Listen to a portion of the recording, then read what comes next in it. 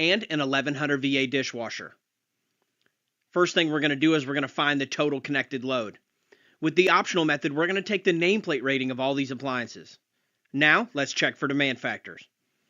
There are no demand factors yet at this portion of the calculation.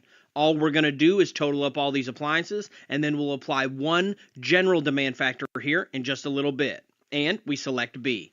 Great job. How many VAs would you calculate for a 4,800 watt dryer in a dwelling unit using the optional method? First, we're going to find our total connected load. With the optional method, we're going to use the nameplate rating of all of our appliances. We check for demand factors, and there are no demand factors yet at this portion of the process, and we select C.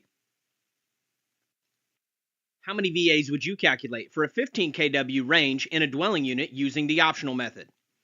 First, find our total connected load. We're going to use the nameplate of all appliances. Now let's check for demand factors. No demand factor applied yet, and the answer would be 15,000. Now that we've learned to take our 3 VAs per square foot and our 4,500, and then to take the nameplate of all the appliances, let's learn how to apply the demand factor to this portion of the calculation. It's super simple. You just total all that up and then apply one general demand factor. Let's get to it. Let's imagine we have this imaginary load of 32.8 of general lighting and appliances. Step 1, we're going to take 10,000 and set it to the side. Then we take that remainder at 40%. Then we can't forget to add back the 10,000. And we end up with 19,120. It's that simple. Then all we have to do from there is calculate the heating, like we're getting ready to learn, heating and cooling. We're going to choose the larger of the two, and then we total those two numbers together, and that's our whole home load calc. With the heating and cooling optional method, we still will choose the larger of any two of the heating and cooling listed in 220.82c. It's very simple. If you get an optional method whole house or an optional method heating or cooling, you just go down and read the prescription for each part. There are 6 different parts. It tells you what to do. It's very simple and easy to understand. And then once you've calculated the heating and the cooling, you just select the larger of the two. What is the total VA demand you would calculate for a 1,600 square foot home with the following loads using the optional method?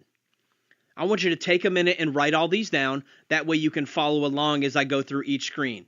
It's very similar to our standard method question. It's just going to go a whole lot smoother and a whole lot quicker. Step 1 with any load calculation, whether standard or optional, is to get our general lighting demand. We're going to do our square foot VAs just like we did before. We take our square foot. Let's imagine we have a 1,600 square foot house. We multiply that by 3 VAs per square foot. That gives us 4,800. Now we need to tack on our 4,500 for our 2 small appliances and 1 laundry, just like we did before. Now we total them all up.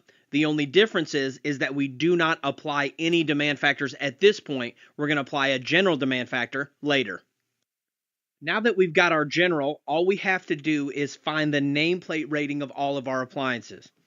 We have them listed out here. We total them together, and that equals 21,300 VAs. Total those two together, and now we're ready to apply our demand factor to this portion of the load calculation. We take our first 10,000 at 100%. We take the remainder at 40%, and we can't forget to add them back together. Now let's go do our HVAC.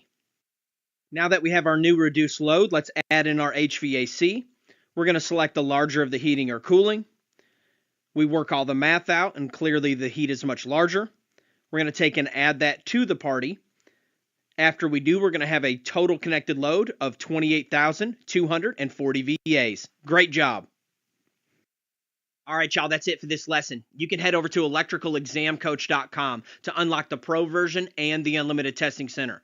We also offer our full program on USB drive and DVD, so you can watch it offline and without commercials virtually anywhere. It also includes the MP3 files of all the lessons, so if you just want to listen to them as you drive down the road or while you're on the job site, you can do that.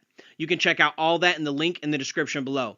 Most importantly, I want you to know that I offer 100% free coaching in life and in business. Just email me at electricalcodecoach@gmail.com. I just want to see you guys win. Let's get to it. Hey everyone, welcome back. I am the Electrical Code Coach from electricalexamcoach.com. and this is lesson 5.2 in our video series. We're going to be in section 220.14, and we're going to be doing a good overview and a great foundation of commercial load calculations. Later in the program, if you'd like to do some more obscure, more rare commercial load calculations, you'll have the opportunity to do that as well. Let's get to it. How many VAs would you calculate for 7 branch circuits where each branch circuit was dedicated for signs and outline lighting in a commercial building? Step 1, find our total connected load. For this, we're going to go to 220.14F, and it lets us know that for each circuit, it's going to be 1,200 VAs per circuit. We have 7 circuits multiplied by 1,200 equals 8,400 VAs. Now, let's check for demand factors. Anytime you're doing commercial lighting, you're going to go to table 220.42 if you're in the 17 or the 20, or table 220.45 if you're in the 23. Same table, different title. And when we get there, we're going to start on the left-hand side of this table, and we're going to look for our type of occupancy. It does not mention a generic commercial building. It only mentions dwelling units, hotels and motels, so on and so forth. So if your area is not listed, you have to go down to the bottom to all locations not specified below. Then we cross over and find out that there is no demand factor when you're dealing with this type of lighting, and we're going to select C. Great job. There are 2 25-foot sections of show window lighting in a bookstore front in Johnson City. What is the branch circuit VA load that you would calculate? Step 1, we're going to find our total connected load. For this, we're going to head to 220.14G. It's going to let us know that it's 200 VA per linear foot. We take our 50 feet multiplied by 200 VAs each. That's going to give us a starting connected load of 10,000 VAs. Now, we check for demand factors. We're going to head over to that same table, and we're going to look for our type of occupancy here on the left. And we're not going to find it. We're going to find that we cross over and that it's 100%, so there's no demand factor applied, and we're going to select B. Great job. For commercial occupancies, what is the calculated receptacle outlet load per yoke? First, we're going to find our total connected load. For that, we're going to head to 220.14I, and it's going to let us know that it's 180 VAs per yoke. But the question is, what is a yoke? This is a yoke. Starting on the left-hand side, it's also a device strap. It's what holds all the pieces together.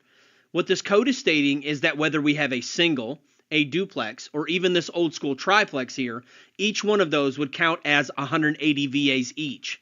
I like to think about it as each gang counting as 180 VAs. So if I have a single gang box, it's 180 VAs. If I have a 2 gang box and they're both containing receptacles on each side, it would count as 180 VAs per gang, and so on and so forth as you went to 3 and 4 gangs.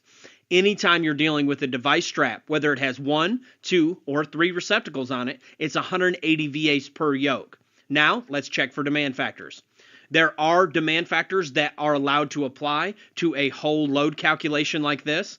Our question was just asking for how much per yoke, so we're not going to apply anything, but we're going to learn in the next question how to apply the demand factor to this portion of the calculation. And we select B.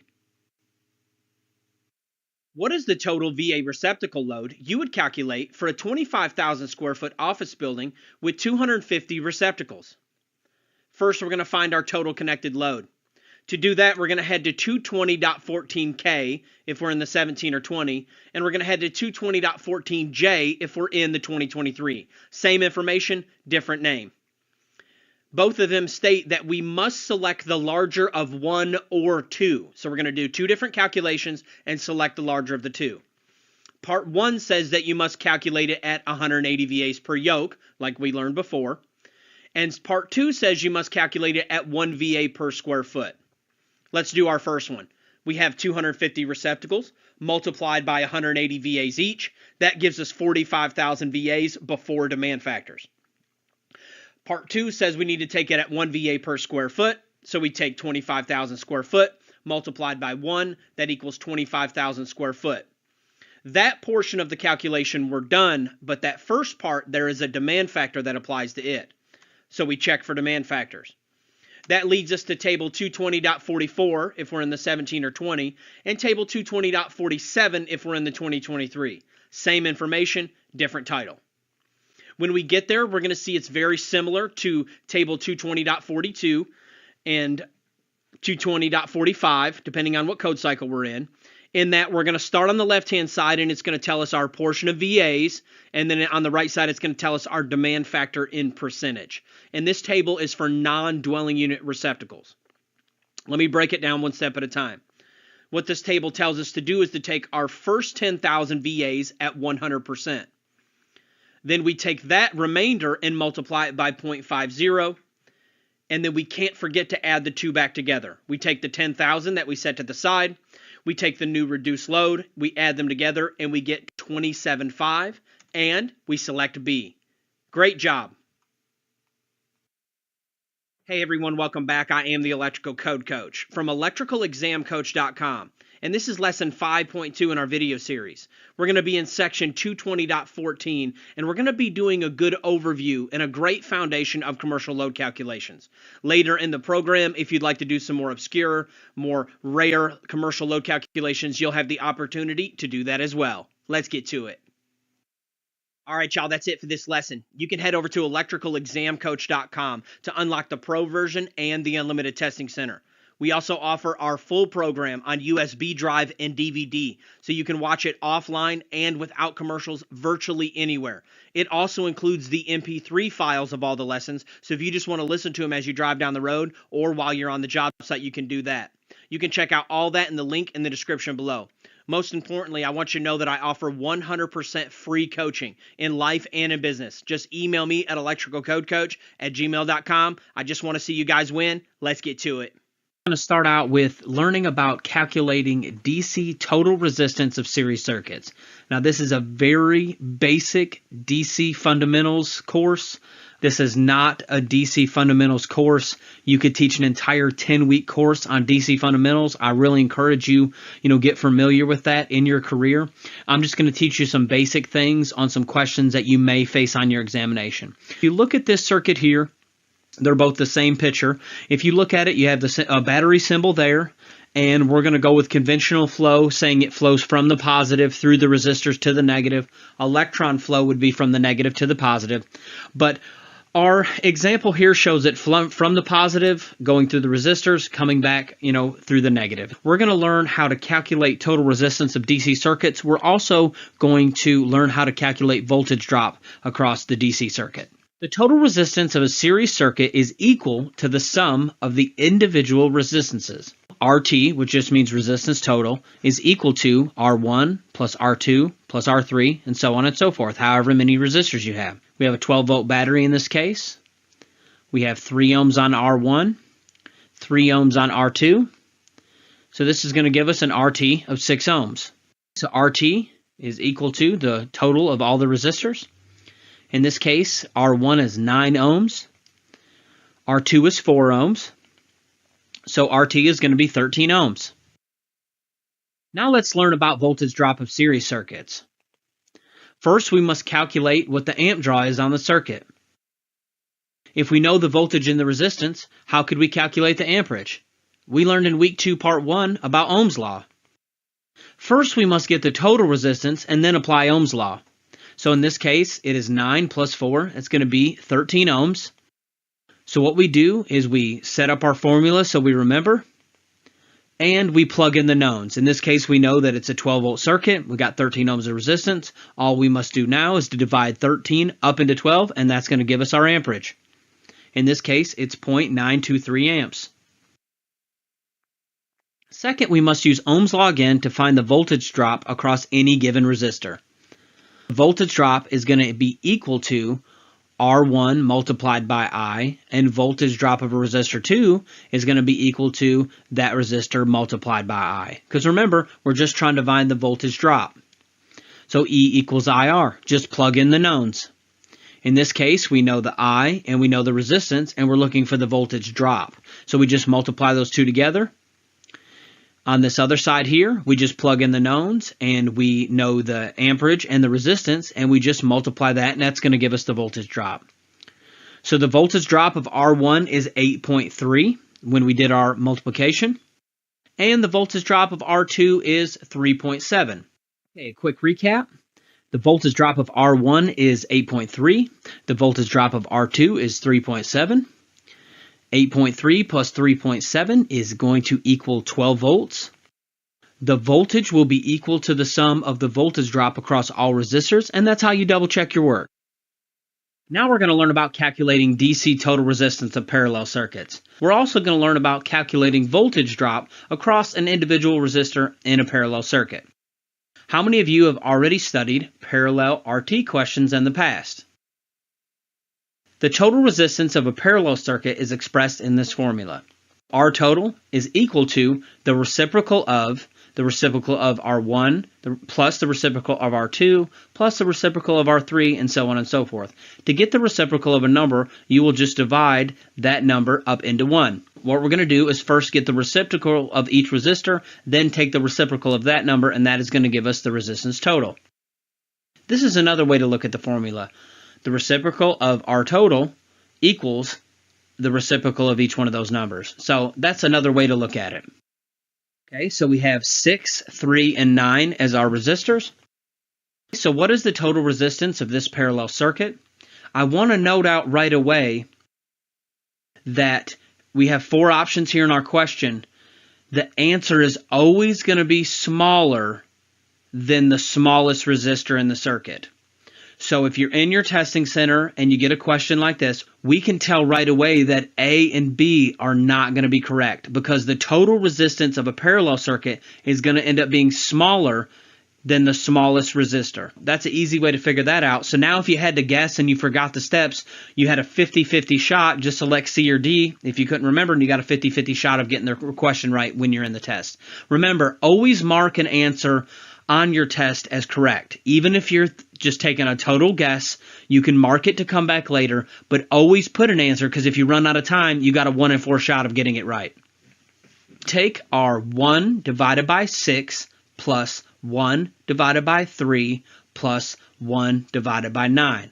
Go ahead and do that on your calculator now. Pause the video if you need to. If you took the time and worked that out, it is going to give you 0.611111. But we cannot stop there. We must then take the reciprocal of that number. So we must then divide 1 by that number. So we take 1 and divide it by 0.611111. The question is how many of those ones do you put? What you do is go ahead and put the 1 divided by whatever the number is, and then type it in as many times until you get an answer that's close to one of your choices in your question. So in this case, we keep typing it in until we get 1.636, which is going to allow us to round up, and that's going to give us 1.64.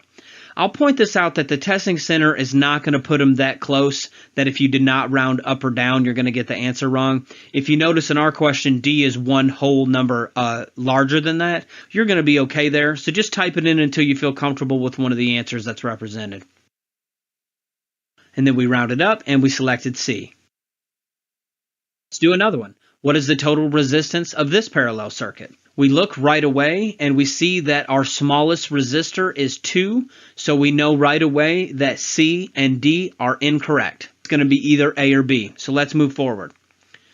So we take 1 divided by 2 plus 1 divided by 8 plus 1 divided by 10. We cannot stop there. We must then divide 1 by that number. That is going to give us 1 divided by 0.75.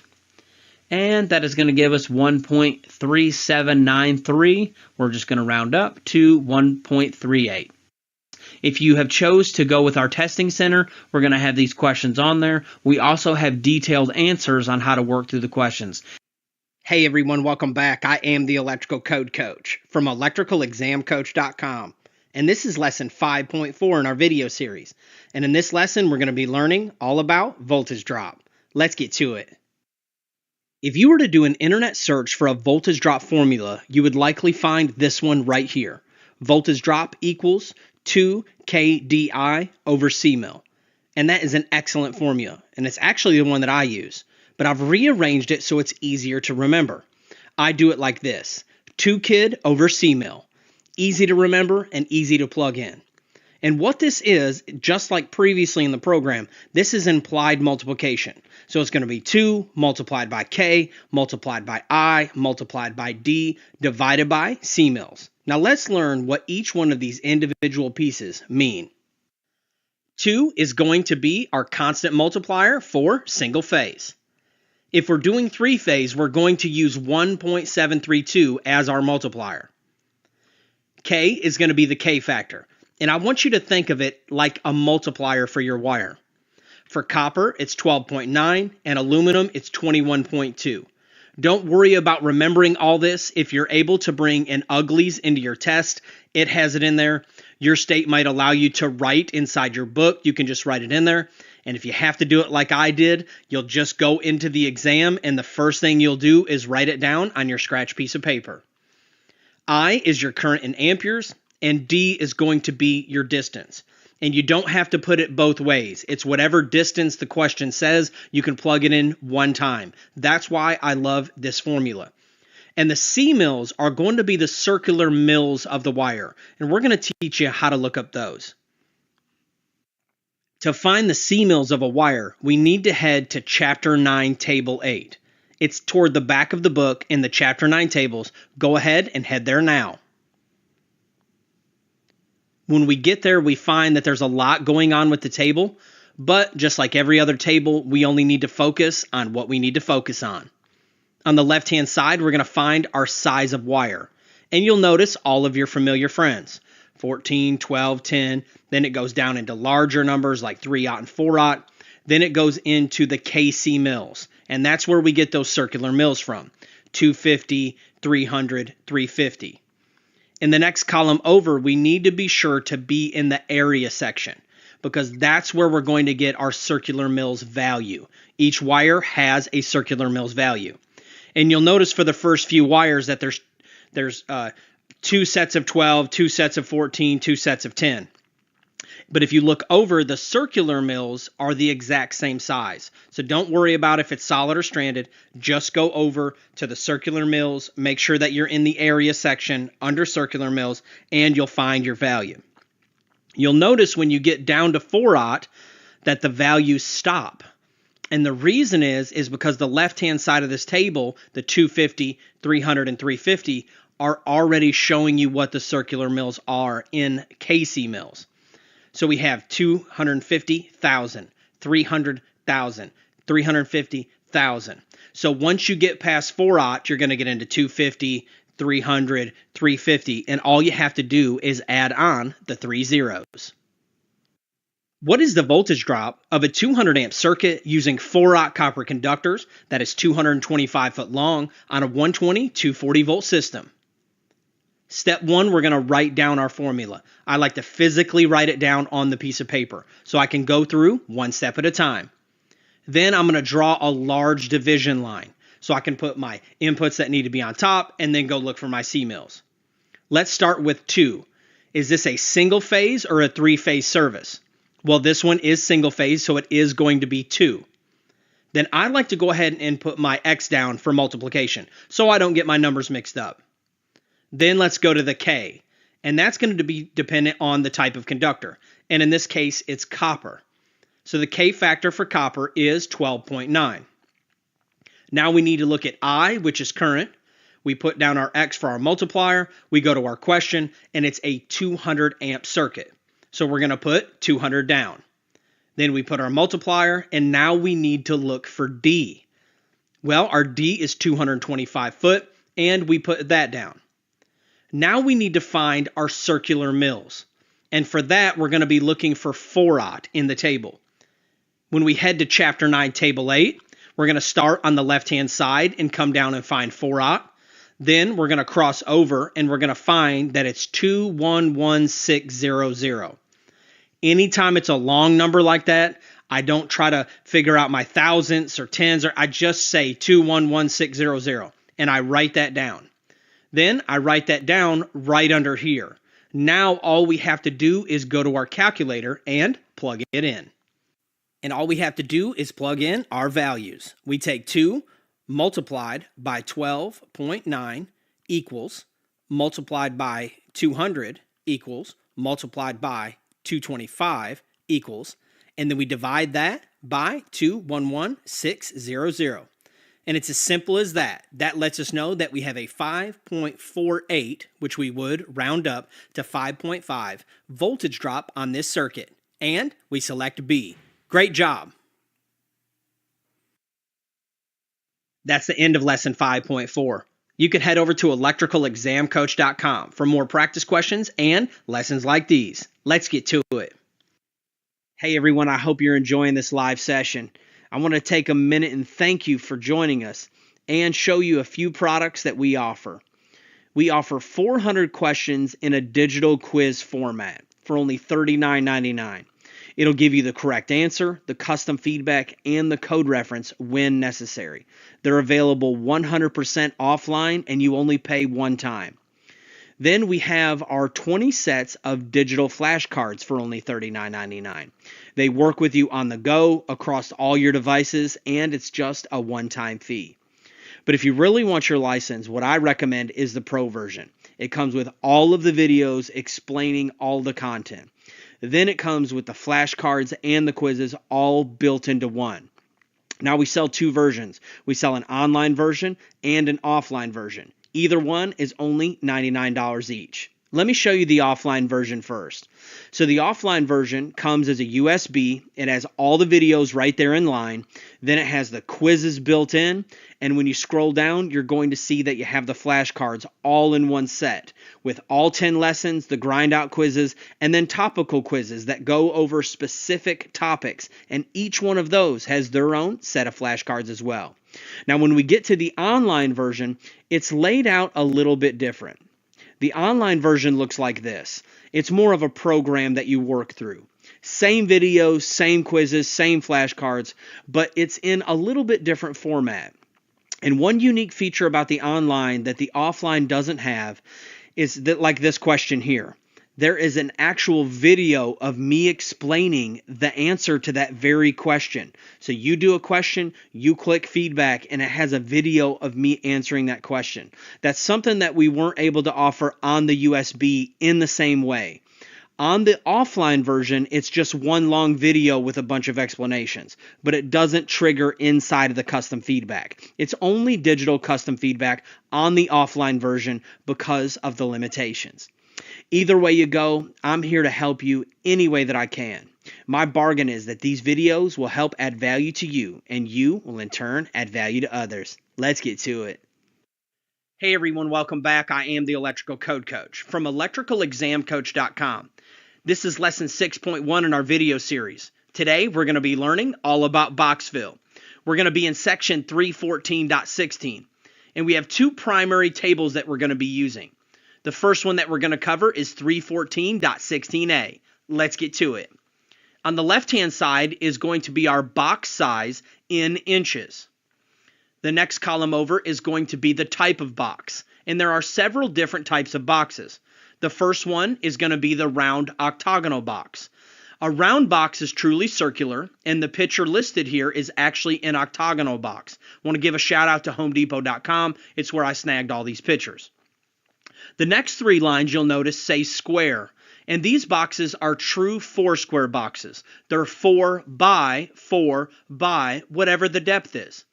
And if you look back over here to your dimensions where the box size in inches is listed, this box states that it's a 4 by whatever the depth is. There are 3 different depths. The next 3 lines you'll notice say square as well, but its dimensions are a little bit different. It says 4 11/16 by 4 11/16 by whatever the depth is.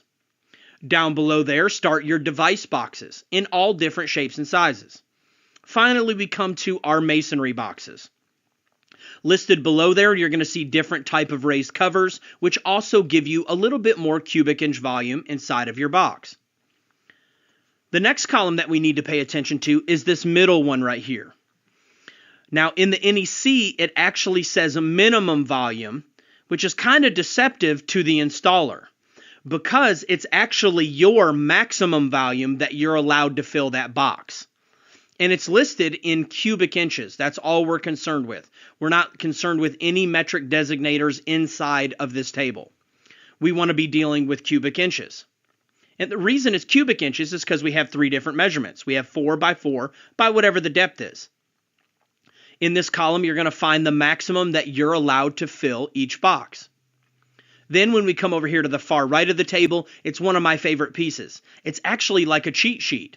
If all of your wires are of the same size, you can use this part of the table and make it very simple on yourself. First thing you'll do is you'll come over and find your gauge of wire. Then you'll come over here and find your type of box, and then come over and tee off with how many wires can fit inside of that box. It's very simple. Now let's look at the second table that we're going to be dealing with for box fill. And it's right below there. It's 314.16b, and this one's very simple to understand. On the left-hand side is our conductor size, and on the far right-hand side is going to be our cubic inch volume. Every box can only handle so many wires and devices, and that's what we're going to learn in this lesson here today. Each box has so many cubic inches that you can fill, and each conductor and device takes up so many cubic inches of that box. Now, let's do some practice questions and get to it. What size round octagonal box would you select for 9 number 12 conductors? For this one, we're going to be using table 314.16a. We're going to start here and we're going to find our gauge of wire. Then we're going to come down and we're going to find a box, making sure to cross over and double check that we don't crest over into a different style box. We want to stay in the round octagonal. We find our conductors, we find the one that fits it, we slide over and double check ourselves, and we're going to select A. Great job! What size round octagonal box would you select for 7 14 gauge conductors?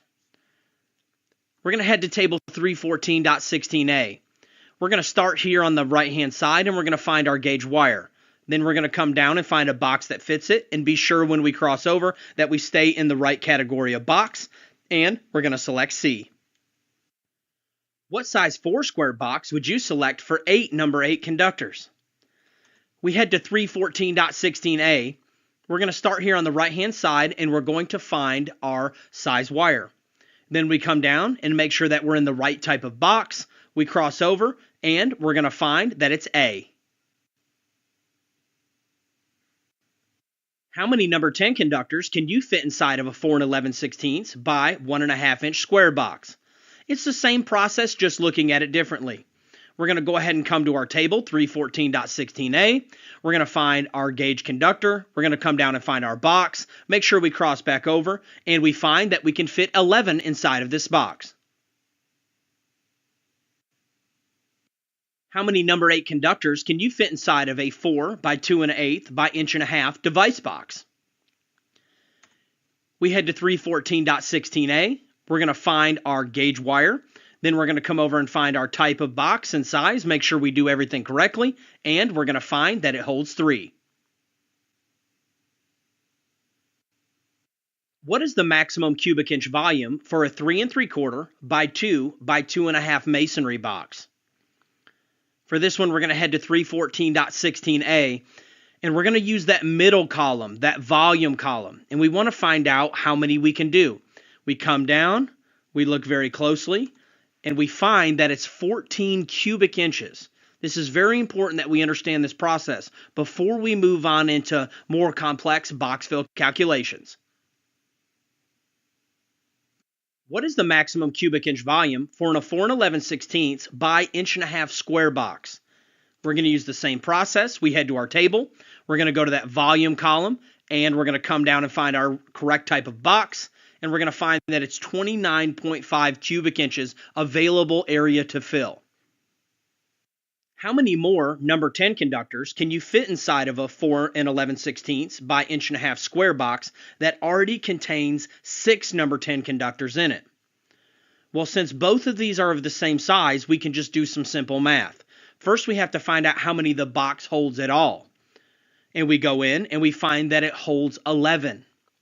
Then we have to do some simple math. We already have 6 conductors, so we take our original 11 minus 6, and it lets us know that we can put 5 more inside of that box, and we select A.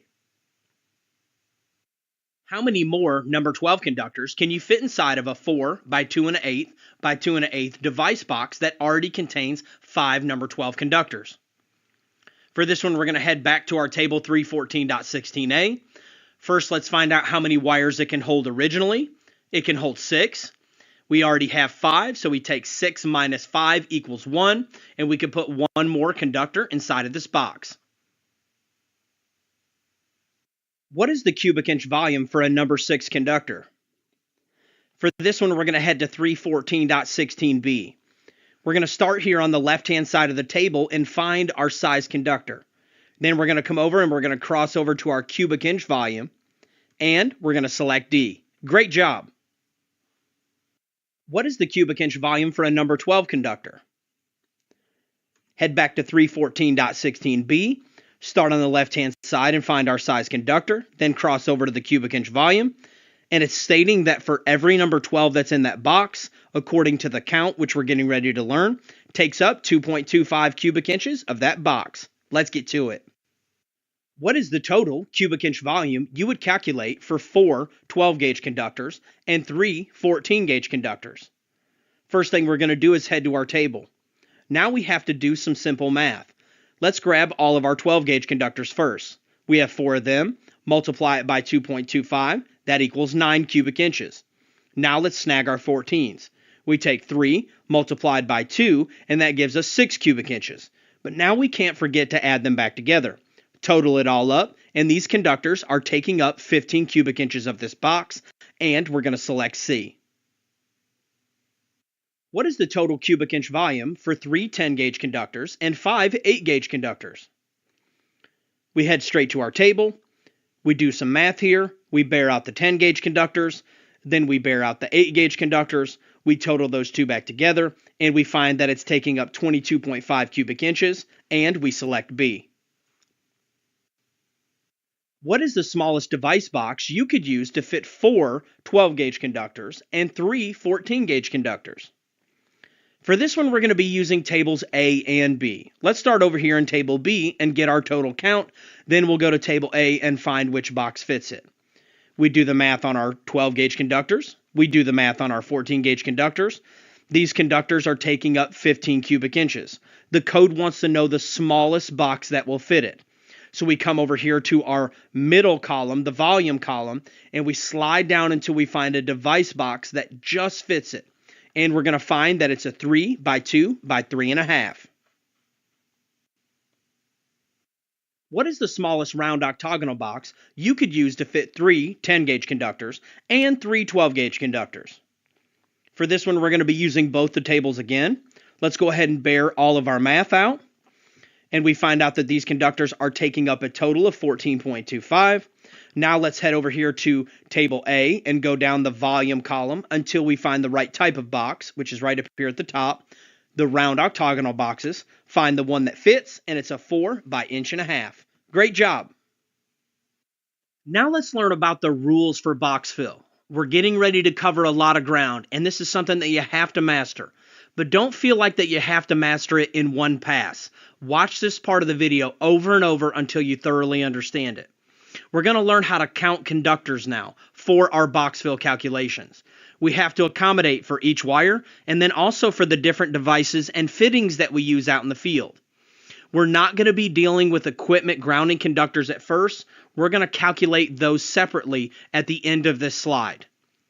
So now we're dealing with only neutrals and hots. Each conductor counts as 1 of whatever gauge it is. So each 12 counts as 1, each 10 counts as 1, whatever gauge wire it is. Each conductor that passes through the box counts as 1. So even if it doesn't terminate or splice inside that box, if it's passing through that box, it counts as 1 each. Each internal clamp only counts as 1 total based off the largest conductor that's in the box. Let me show you what I mean. This is an internal clamp. The clamping mechanism is inside the box. Well, it's taking up some of my space, so we have to account for it somehow. What this code is stating is it doesn't matter if I have 1 or 5 of these clamps, we're only going to count it as 1, and it's going to be grouped with whatever the largest conductor is in the box. Meaning if I have 12 and 10 gauge conductors inside that box, this internal clamp would count as 1 10 gauge conductor.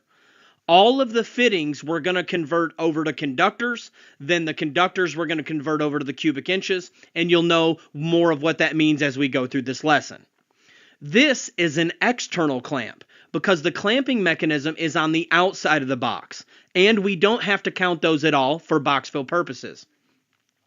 Next, each stud or hickey that is present in the box shall count as one total based off the largest conductor that's in the box.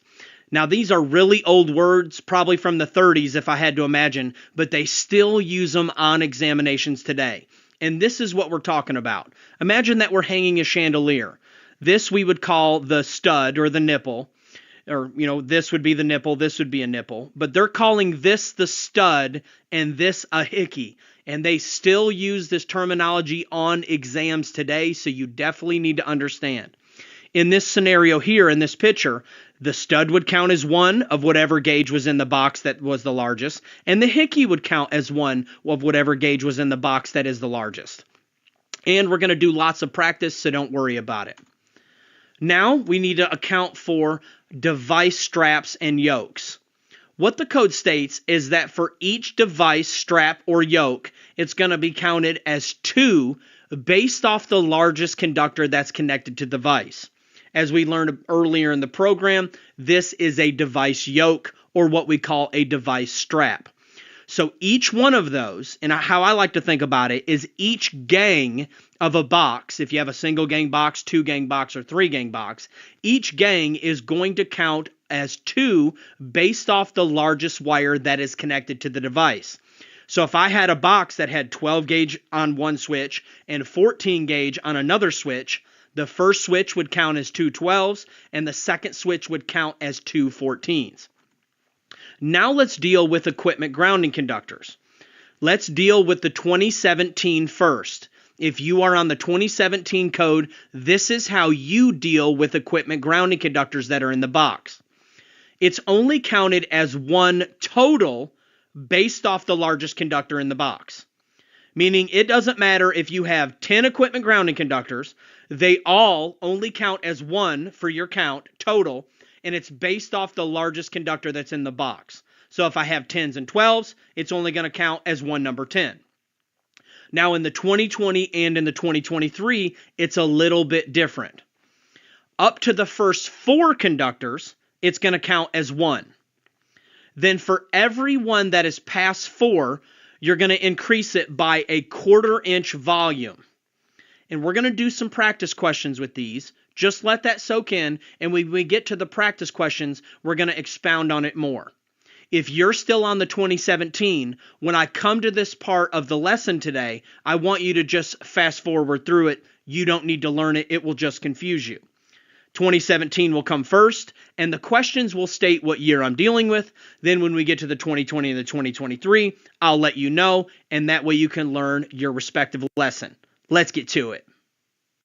What is the total cubic inch volume you would calculate for a light box that contains 3 12-gauge conductors with 1 stud and 1 hickey present in the box? For this one, we're going to go to table 314.16b. We know that each 12 is 2.25 cubic inches. Now let's count our conductors. We know that we have the 3 number 12s originally, but now we have to deal with the studs and the hickeys.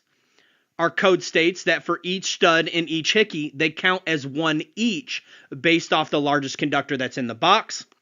In this case, we only have number 12s, so they're going to be grouped with the 12s. So that lets us know that we have a total of 5 number 12s. That's what I meant by we're converting everything back to conductors, and then we can do our multiplication. We take those 5 number 12s, multiply it by the cubic inch volume for 12, and we end up with 11.25 cubic inches, and we would select C. What is the total cubic inch volume you would calculate for a light box that contains 3 number 12 gauge conductors, 3 14 gauge conductors, and 1 hickey present in the box? We'll head to our table. We know that each 12 is 2.25. So you always deal with the largest conductors first. And the reason is because your fittings are likely going to be grouped with the largest conductors. We know that we have the 3 number 12s, but now we got to deal with our fittings. In this case, we have one hickey. Each hickey counts as 1 based off the largest conductor that's in the box. And what we're going to do is group it with the 12s. We have the 3 original conductors, the 1 fitting. We have 4 number 12s. We bear that math out and end up with 9 cubic inches. Now let's deal with our leftover conductors. We have 3 14 gauges. We take and bear all that math out. Then we total it together and we end up with 15 cubic inches that all of this is taking up in this box. This is something that you'll have to take your time and master. One of my favorite sayings is, you don't wake up on that level. You don't wake up understanding this. You don't watch the video once and get it. If it were that simple, anybody can do it. I hope it's been very easy for you to understand up into this point, but for you to truly master it, you got to get after it. What is the total cubic inch volume you would calculate for a box that contains 8 number 12 gauge conductors and 2 single pole switches in a 2-gang box? We look at 314.16b. We know that each number 12 is 2.25. Let's go ahead and count our conductors. Each device yoke counts as 2 based off of whatever wire is terminating to the device.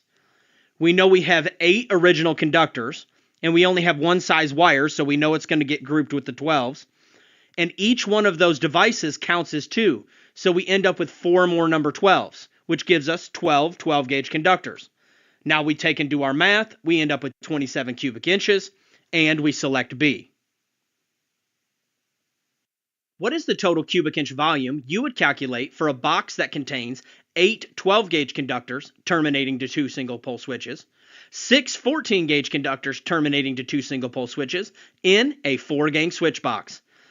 This looks like a tough question, but I know that you can do it. First, we're going to head to our table so we can get our values. We know what each 12 is, and we know that each device yoke counts as 2 based off the largest wire that's terminating to the device. Let's go ahead and deal with our 12s. We know that we have 8 conductors and 2 devices for those 12s, so each one of those devices counts as 2 more, giving us a total of 12 12-gauge conductors. We take and bear the math out, and we end up with 27 cubic inches. Now we just do the same for the leftover devices. We have our 6 original conductors, and we have 4 more based off of our count, because remember, it's based off the largest wire that terminates to that device. We take and bear that math out, total the 2 together, and end up with 47 cubic inches. Let's get to it. What is the total cubic inch volume you would calculate for a box that contains 3 internal clamps and 4 12-gauge conductors? We head to our table. We know what each 12 is. All internal clamps count as 1 total based off the largest conductor in the box. We only have one size wire in the box, so we're good to go. We take our 4 original conductors plus our 1 clamp count, and that equals 5. We bear our math out, and we select C. Now let's deal with equipment grounding conductors. In the 2017, all equipment grounding conductors just count as 1 based off the largest conductor in the box. 2020 and later, all equipment grounding conductors count as 1 based off the largest conductor in the box, up to 4 conductors. So 4 conductors and under count as 1 total. But when you have over 4, there's going to be a 1/4 inch volume increase that's going to be added for each additional equipment grounding conductor after 4. I'm going to teach you how to do it one step at a time. What is the total cubic inch volume you would have for a box that contained 2 hots, 2 neutrals, and 2 equipment grounding conductors, all of the 12-gauge persuasion in the 2017? Well, we know we're going to count our 2 hots, we know we're going to count our 2 neutrals, and all of the equipment grounds count as 1 total. We would have a total of 5 cubic inches. We do the math for 12-gauge conductors, and we end up with 11.25. Let's do one more quick practice for the 2017. We got 3 hots, 3 neutrals, and 3 equipment grounding conductors, all of the same size. We're going to take those 3 hots, the 3 neutrals, and then all of the equipment grounds count as 1 total based off the largest conductor that's in the box. That gives us 7. Now we bear our math out, end up with 15.75, and we select D. Let's go ahead and do one more for the 2017. We have the total cubic inch volume, and we have 3 12 hots, 3 12 neutrals, 3 14 hots and 3 14 neutrals, and 6 equipment grounding conductors in the box. First, let's count our 12s, because that's what we're going to group all the equipment grounding conductors with, is the largest conductor in the box. We know we got 3 hots, we know we got 3 neutrals, and we're going to group all of those equipment grounding conductors, counting them as 1 with the largest, which happens to be 12. We take and bear that math out. Now let's deal with the 14s. We had 3 hots, 3 neutrals, don't have to deal with any grounds, they've already been dealt with. We take and bear that math out, total the two together, and we end up with 27.75 cubic inches. Now let's move on to the 2020 and the 2023.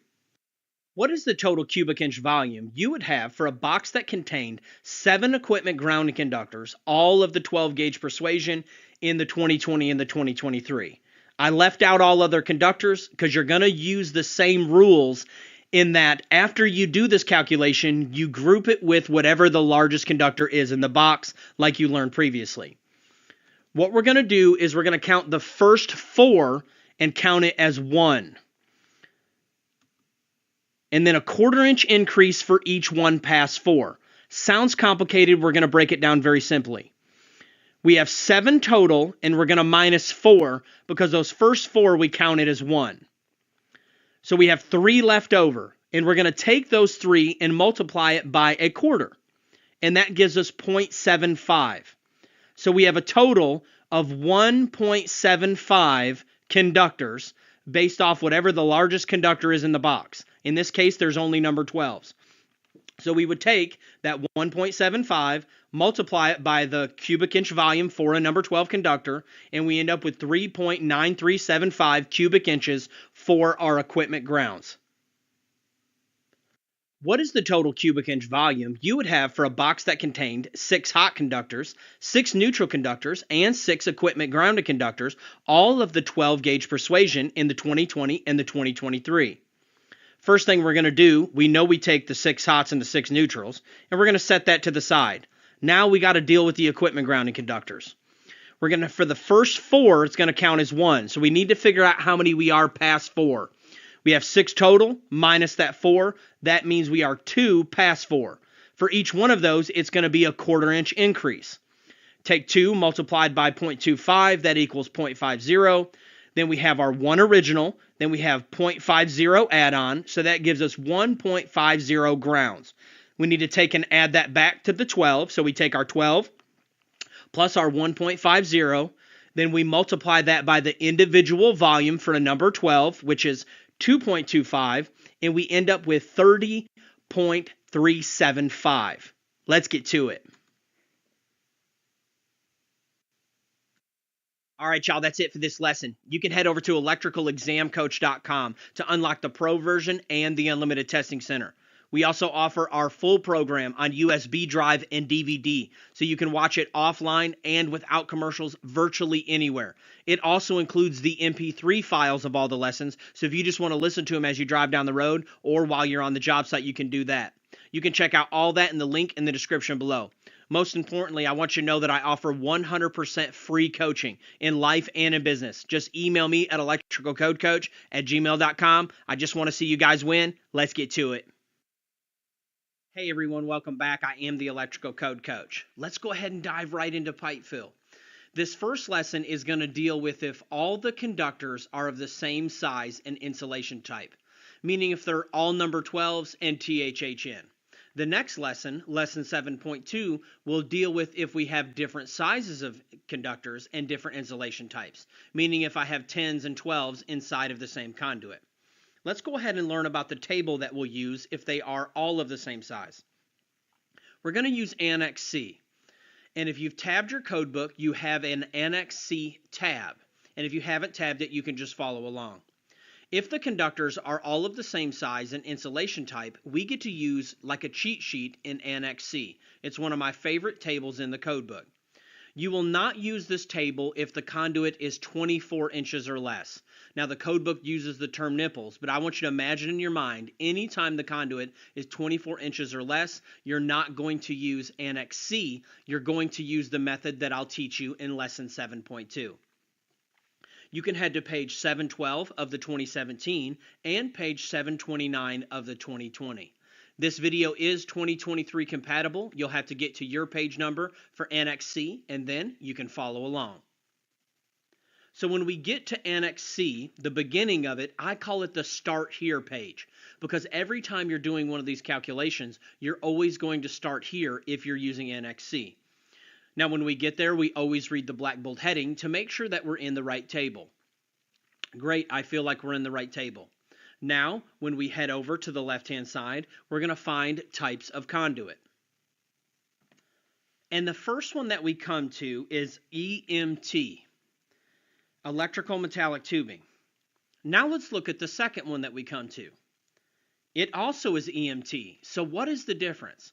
And that's one of the most important distinctions that we have to watch out for with Annex C. The first version of the table, if you'll notice next to the C1, there is no A symbol.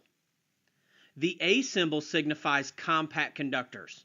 There are several different types of conductors out in the industry. Some of them are concentric, but the ones that are compact are bound a little bit tighter, and you can actually fit more of those inside of a pipe legally. But for your normal pipe fill questions, they're not compact conductors. Matter of factly, unless it says the word compact conductors, you will never assume that they're compact conductors. And you do not want to use the A versions of these tables. So when you go to the first one, it says C1 EMT.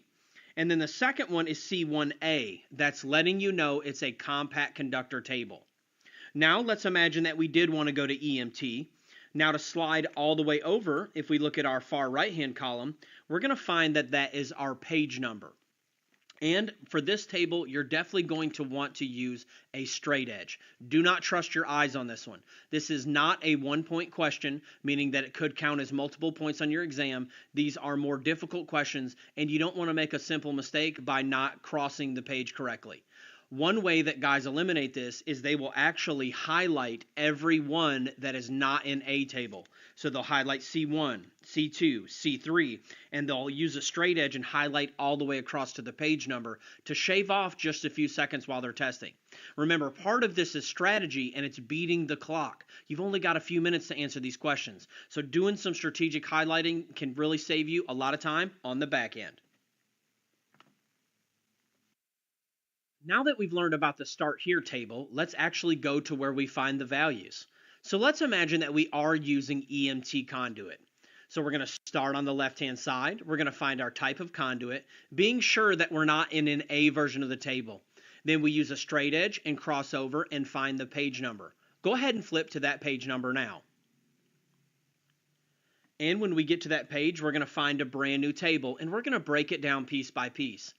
The main thing that we have to watch out for with this table is that we always read the black bold heading when we get to that section to make sure that we're in the right table.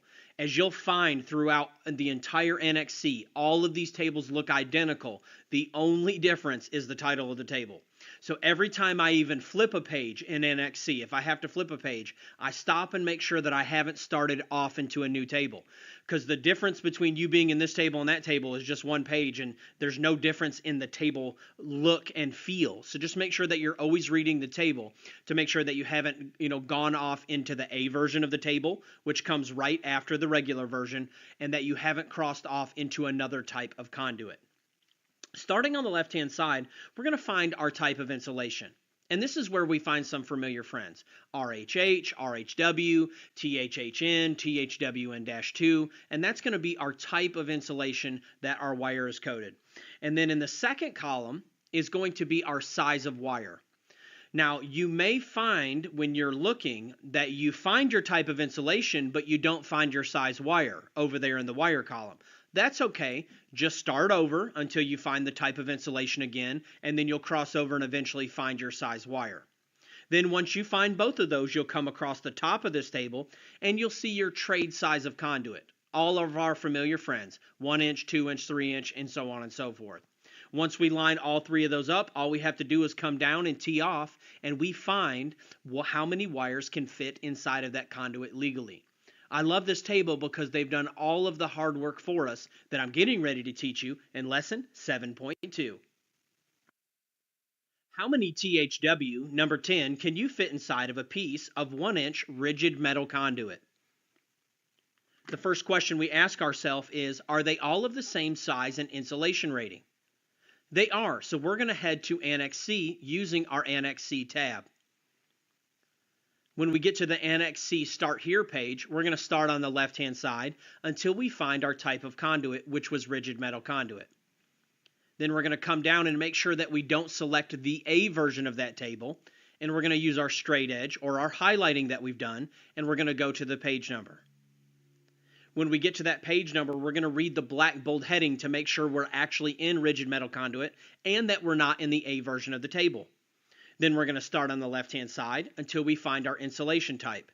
Every time we flip a page, we're reading that heading to make sure that we're not starting off into a new table or a new version of the table. Then once we find our insulation type, we're going to cross over to the size of wire. As long as our size of wire is listed there, we're going to come across the top to the size of conduit. Then we come down and we tee off with how many wires can fit inside that conduit. And we find that we can fit 14 of them. Great job.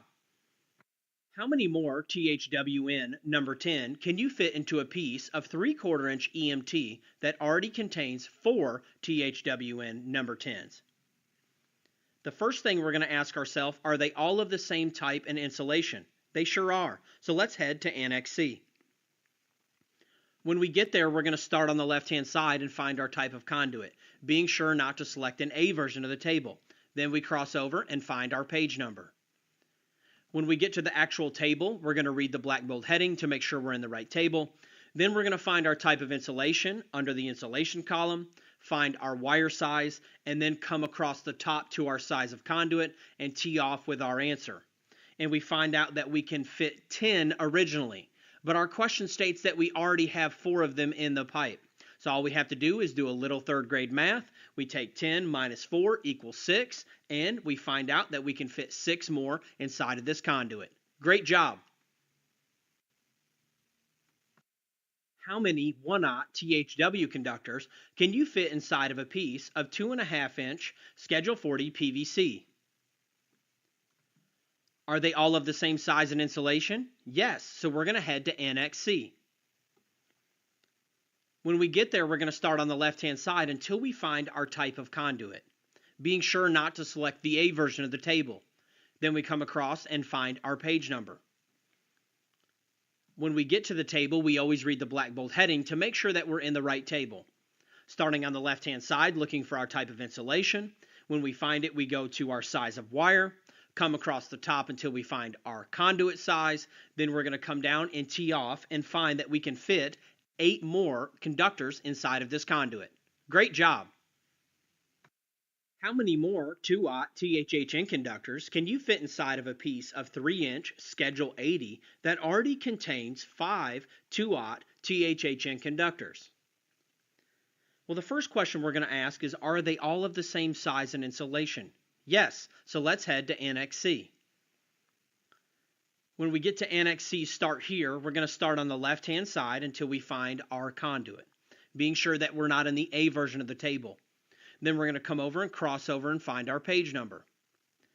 When we get to the actual table, we're going to start first and make sure that we're in the right table by reading the black bold heading. Then we start on the left-hand side and find our insulation type, find our wire size, then come across the top and find our conduit size, and come down and tee off with how many conductors we can originally fit. And it looks like we can fit 11. Now we have to minus the 5 that we already have, and that lets us know that we can fit 6 more of these conductors inside of this conduit. Great job.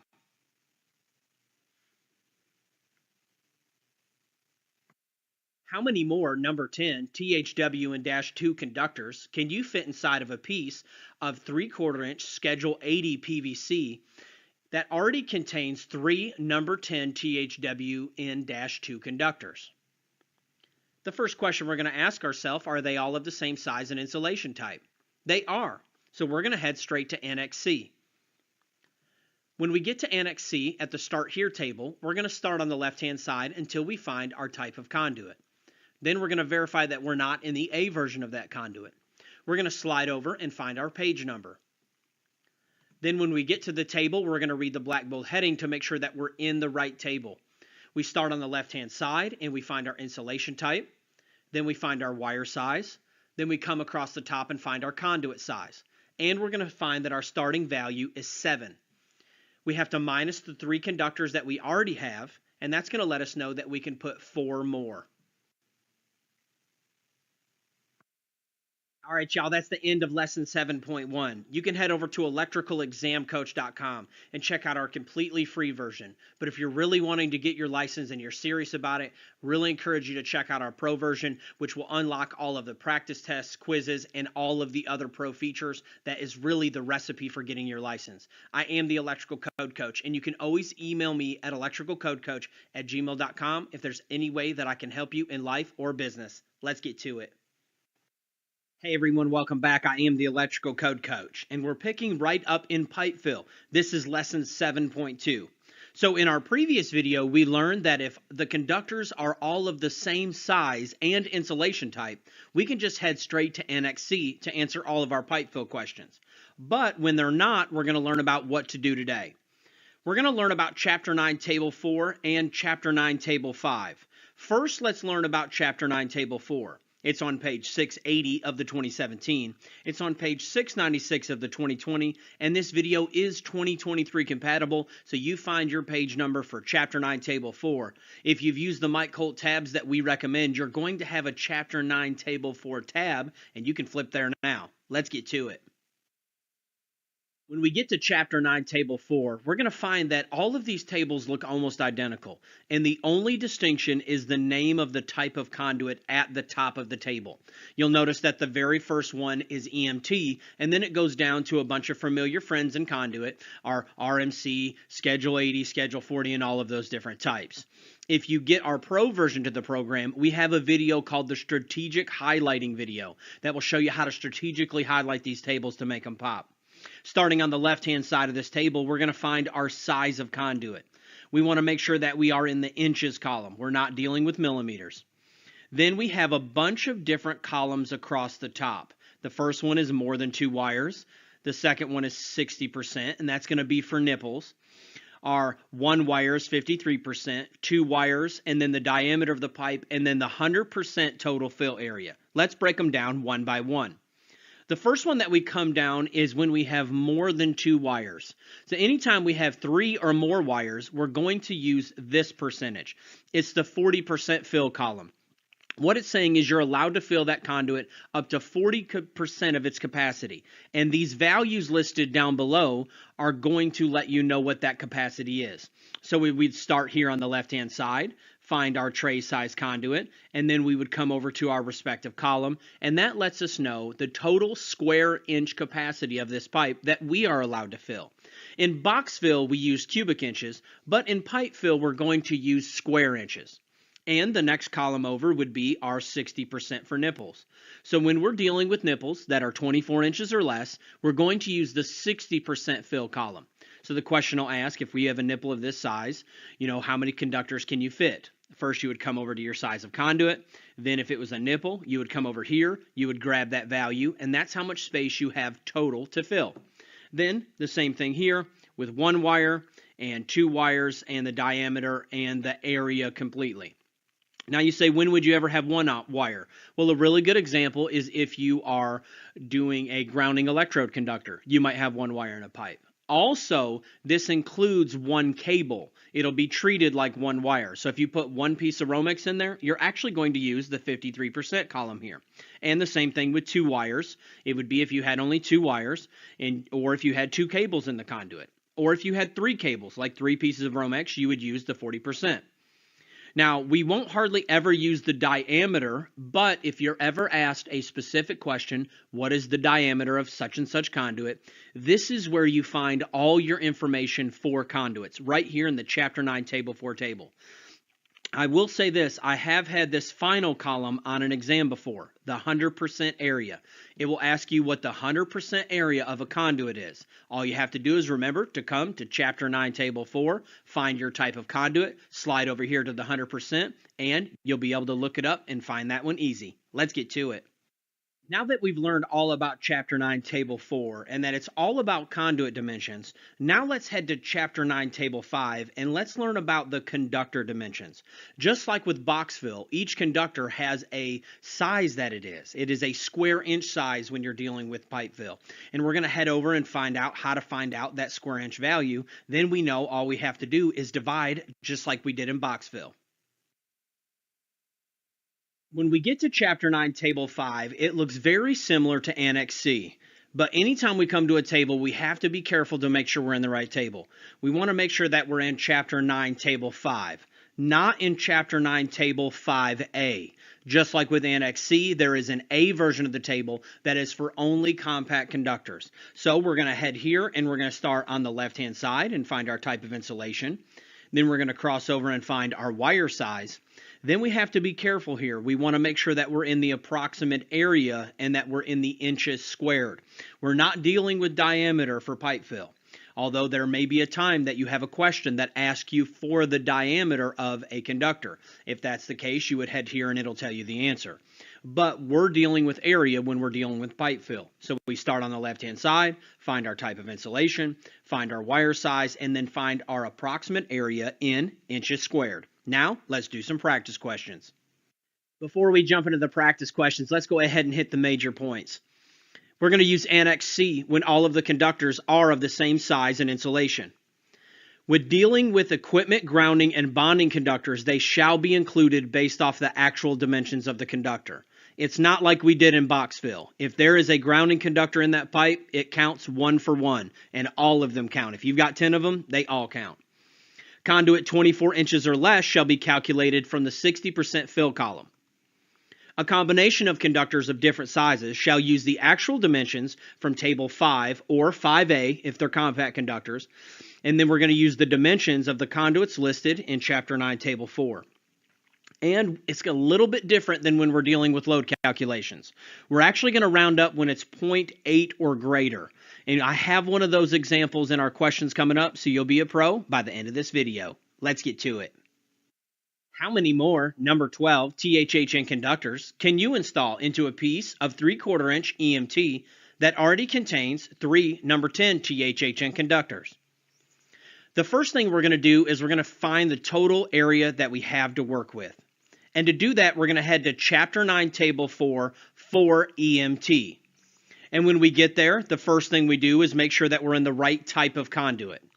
Then we're going to start on the left-hand side and find our trade size, and we go down to 3/4. Then we're going to cross over to the more than 2 because our question deals with more than 2 conductors. So we're going to pull from the 40% column. And that's going to let us know that our starting available area is 0.213 square inches.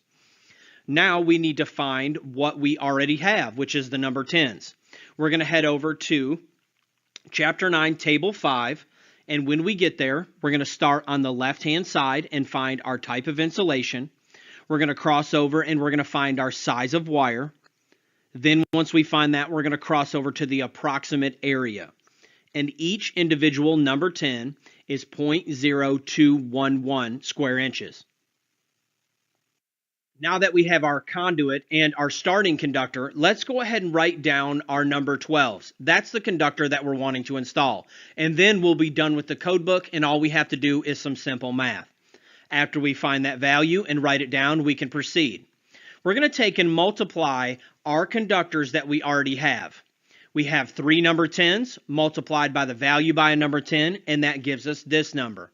Now to figure out how much space we have left, all we have to do is take our total fill area, which was 0.213, subtract the number 10s, and then that lets us know we have 0.1497 remaining left to fill.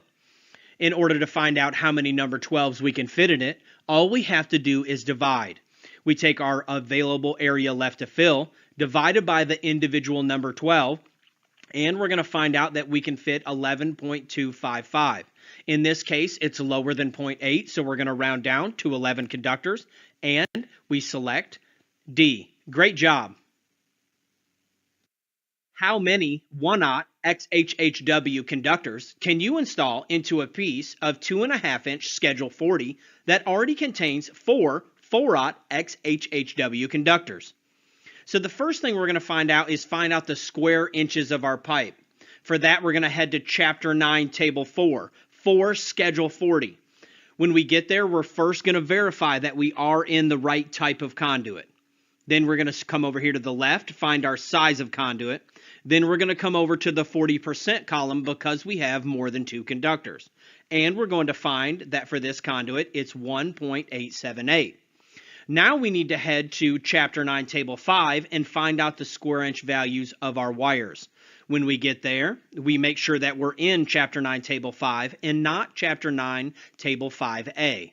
Coming down the left-hand side for the type of insulation, then finding our wire size, then we come over here to the approximate area in square inches, and we find its value. Now that we have our conduit and our starting conductor, let's go ahead and write down what the conductor that we're wanting to install is. And it's 1/0 XHHW. Now we can start all over. We multiply by how many conductors that we already have. We have 4 multiplied by the value for a 4/0, and that gives us this number.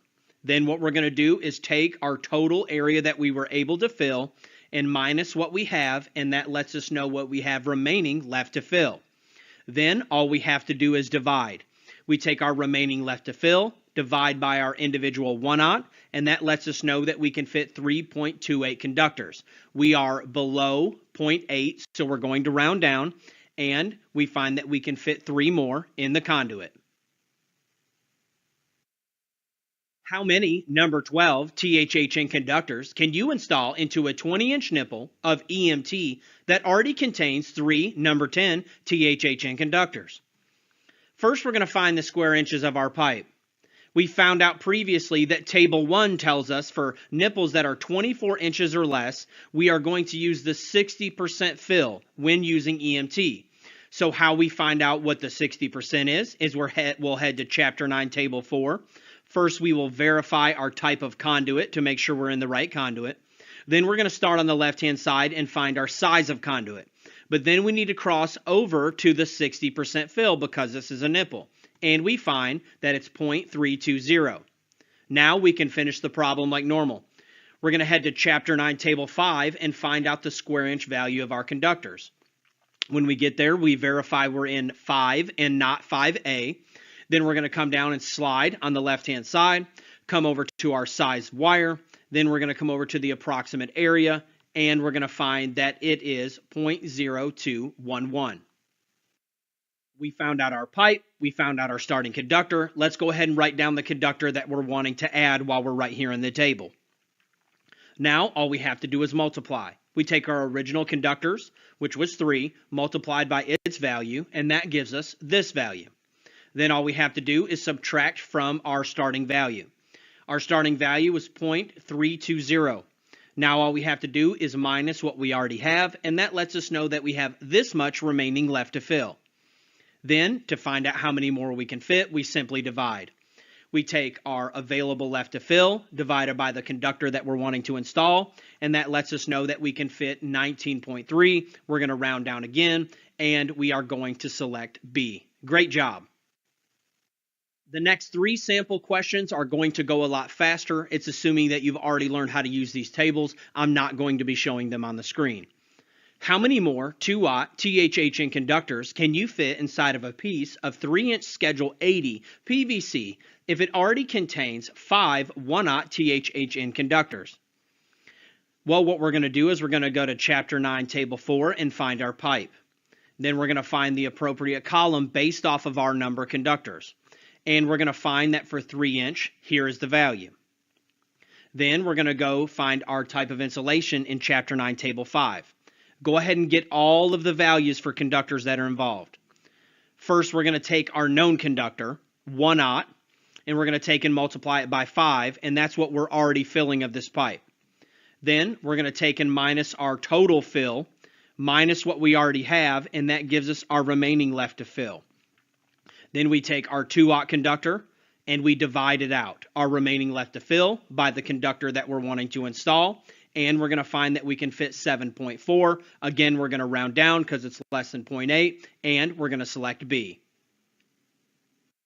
How many more number 10 THWN-2 conductors can you fit inside of a piece of 3/4 inch Schedule 80 PVC that already contains 3 number 12 THWN-2 conductors?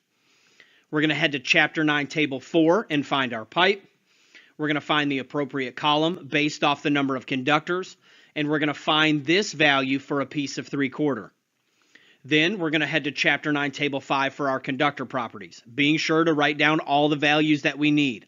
First, we're going to take our number 12 that we already have, multiply it by the 3 that we already have, and that gives us this value. Then we're going to take our total available to fill minus what we already have, and that gives us this for our remaining left to fill. Then we just take that and divide. We divide that out and we find that we can fit 5.88 conductors, and in this case it is 0.8 or larger, and we will round up to 6. Great job. What is the total area in square inches of a piece of 1-inch flexible metal conduit? For this one, we're going to head straight to Chapter 9, Table 4. When we get there, we're going to verify that we're in the right type of conduit. Then we're going to start on the left-hand side and find our size of conduit. Then we have to cross all the way over to the 100% fill area. I have been tested on this in the past, so it's good to be familiar with using this table on all spectrums. And in this case, we're going to select 0.817. Great job. That's the end of lesson 7.2. Thank you for joining us. I am the Electrical Code Coach, and you can head over to electricalexamcoach.com and take our free version, or when you're really ready to get your license or take your career to that next level, you can get our pro version, which will unlock all of the quizzes, practice tests, and all of the other pro features. Anytime, completely for free. You can always email me at electricalcodecoach@gmail.com if there's any way that I can help you in life or business. Let's get to it. Hey everyone, I hope you're enjoying this live session. I want to take a minute and thank you for joining us and show you a few products that we offer. We offer 400 questions in a digital quiz format for only $39.99. It'll give you the correct answer, the custom feedback, and the code reference when necessary. They're available 100% offline, and you only pay one time. Then we have our 20 sets of digital flashcards for only $39.99. They work with you on the go across all your devices, and it's just a one-time fee. But if you really want your license, what I recommend is the Pro version. It comes with all of the videos explaining all the content. Then it comes with the flashcards and the quizzes all built into one. Now we sell two versions. We sell an online version and an offline version. Either one is only $99 each. Let me show you the offline version first. So the offline version comes as a USB. It has all the videos right there in line. Then it has the quizzes built in. And when you scroll down, you're going to see that you have the flashcards all in one set with all 10 lessons, the grind out quizzes, and then topical quizzes that go over specific topics. And each one of those has their own set of flashcards as well. Now, when we get to the online version, it's laid out a little bit different. The online version looks like this. It's more of a program that you work through. Same videos, same quizzes, same flashcards, but it's in a little bit different format. And one unique feature about the online that the offline doesn't have is that, like this question here, there is an actual video of me explaining the answer to that very question. So you do a question, you click feedback, and it has a video of me answering that question. That's something that we weren't able to offer on the USB in the same way. On the offline version, it's just one long video with a bunch of explanations, but it doesn't trigger inside of the custom feedback. It's only digital custom feedback on the offline version because of the limitations. Either way you go, I'm here to help you any way that I can. My bargain is that these videos will help add value to you, and you will in turn add value to others. Let's get to it. Hey everyone, welcome back. I am the Electrical Code Coach from electricalexamcoach.com, and this is lesson 8.1 in our video series. We're going to be in Article 240, and we're going to be learning all about overcurrent protective devices. You'll hear me use the term OCPD throughout the rest of the program. And all it stands for is over current protective devices. But to simplify it even further, just think about it like this. Anytime you see OCPD, it just means breakers and fuses. Whether it's the individual breaker at a branch circuit, 20 amp, or it's a 100 amp feeder breaker, or our main 200 amp disconnect. It's either going to be a breaker or fuse, and they're all OCPD. Let's get to it. Table 240.6a is one of my favorite tables in the NEC. It's where we get our standard ampere ratings from. And although it seems like the least of all the tables, it's very powerful throughout the electrical industry. Anytime we come to a new table, we always read the black bold heading to make sure that we're in the right table. Standard ampere ratings for breakers and fuses. Starting on the left-hand side is where it starts with our numbers. You should pull your codebook out and look at it now. If you're in the 2023 and later, it's going to start with 10 amps and go up. And in the 2020 and previous, it's going to start with 15 amps and go up. And then it goes up by fives. 15, 20, 25, 30, 35, 40, 45, 50. And when we get to 50, it starts jumping by tens and even larger numbers as we move up in amperage. The reason that this table is so important is it unifies the entire electrical industry. The manufacturers make these size breakers. The stores stock these size breakers. Installers purchase these size breakers, and when we are doing our load calculations in the NEC, these are the sizes that we're actually going to use. We're going to learn all about it in this lesson. Table 240.6a, standard ampere ratings for breakers and fuses. Let's get to it. Let's look at the major points for general overcurrent protective devices. I say general for a reason, because there are other parts of the code that modify, change, or erase the things that I'm getting ready to teach you. A good example is when we get to motor overload devices. But these rules that we're getting ready to learn apply blanket across the NEC unless another section tells you otherwise. The first one is the next size up rule. And that's the next standard size on that table that we just learned about. Let's imagine that we have a 59 amp known load. And for the rest of the program, I'm going to call it known load. And there's a reason that you'll learn about here in a minute. But do they make a 59 amp breaker? They don't, do they? What we would do is we would go to our table, 240.6a, and we're going to look at the next standard size. So we go 15, 20, 30, and then we look here and we see 50, and then in between 50, there's no 55, and it jumps to 60. If we have a 59 amp load, we're going to choose a 60 amp overcurrent protective device. Now that may not feel good at first when you first start wiring and learning this stuff, but later we'll understand that there are rules in place when we get to sizing our wire that are going to make it so everything's okay and we're totally protected. The next major point is going to be continuous loads at 125%. There are two different names that you may see, continuous load or continuous duty. A continuous load is defined as expected to run for 3 or more hours at full current. And in the exam prep world, it's going to look like this. You have a load that's known to run for 5 hours, what would the blah, blah, blah, and it'll ask you for wire size or breaker size. Or it might say 5 hours or 10 hours. It doesn't matter how many hours it is. If it's 3 or more, it's considered a continuous load. You may also hear the word indefinitely. Just to try to throw you off, they might use the term indefinitely. Well, it falls under the same classification of needing a 125% multiplier. Remember, it's just another demand factor. Let's do an example. Let's take our 59 amp known load from before, and let's imagine that it was told to us that it's a 59 amp continuous load. What we would do is we would take our 59 amps, multiply it by 1.25, then we have a new known load of 73.75. That old load is gone. The 59 is gone. The 73.75 is our new known load.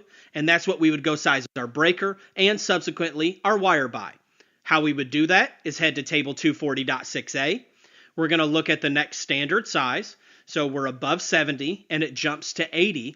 And we would put this on an 80 amp overcurrent protective device. Our final major point is going to be that the overcurrent protective device equals the service size. Let me explain what I mean. Let's imagine that we did a whole house load calculation and it equaled 180 amps. Well, now we have to size the main breaker for that house, don't we? For that, we're going to head to table 240.6a and we're going to choose the next standard size. We put it on a 200 and we're done. But the question is what size is the service? Is it based off like the rating of the equipment bus? Maybe it's a 225 rated. No, it's actually based off the size of the main breaker or main fuse for that structure. So this would in fact be a 200 amp service. The load calculation dictated what size breaker we used, and the breaker size that we used dictated the size of the service. And this is very important as we get farther into the program. That's it for lesson 8.1. You can head over to electricalexamcoach.com to unlock the practice quizzes and everything in the ECC Testing Center. I am the Electrical Code Coach, and my bargain is that these videos will add value to you, and you will in turn add value to others. Let's get to it. Hey everyone, welcome back. I am the Electrical Code Coach from electricalexamcoach.com, and this is lesson 8.2 in our video series. And in this lesson, we're going to learn how to size overcurrent protective devices for non-continuous and continuous loads. Let's get to it. What size breaker would you use if you had a 56 amp load on a piece of equipment? Step 1, find the total connected load. The known load as of right now is 56 amps. Now we check for demand factors. In this case, it doesn't mention that it's a continuous load or it's running for any specific amount of time. It also doesn't call out a specific type of equipment, like a motor or air conditioner compressor, that might lead us to other sections of the code. Therefore, there are no demand factors. We head over to table 240.6a and we select the next size up. In this case, we have a 56 amp load, which would lead us to select a 60 amp overcurrent device. Great job. What size breaker would you use if you had a 34 amp load on a piece of equipment? Step 1, find the total connected load. The known load as of right now is 34 amps. But we gotta check for demand factors. There are no continuous loads, and there are also no specific pieces of equipment. So therefore, there are no demand factors.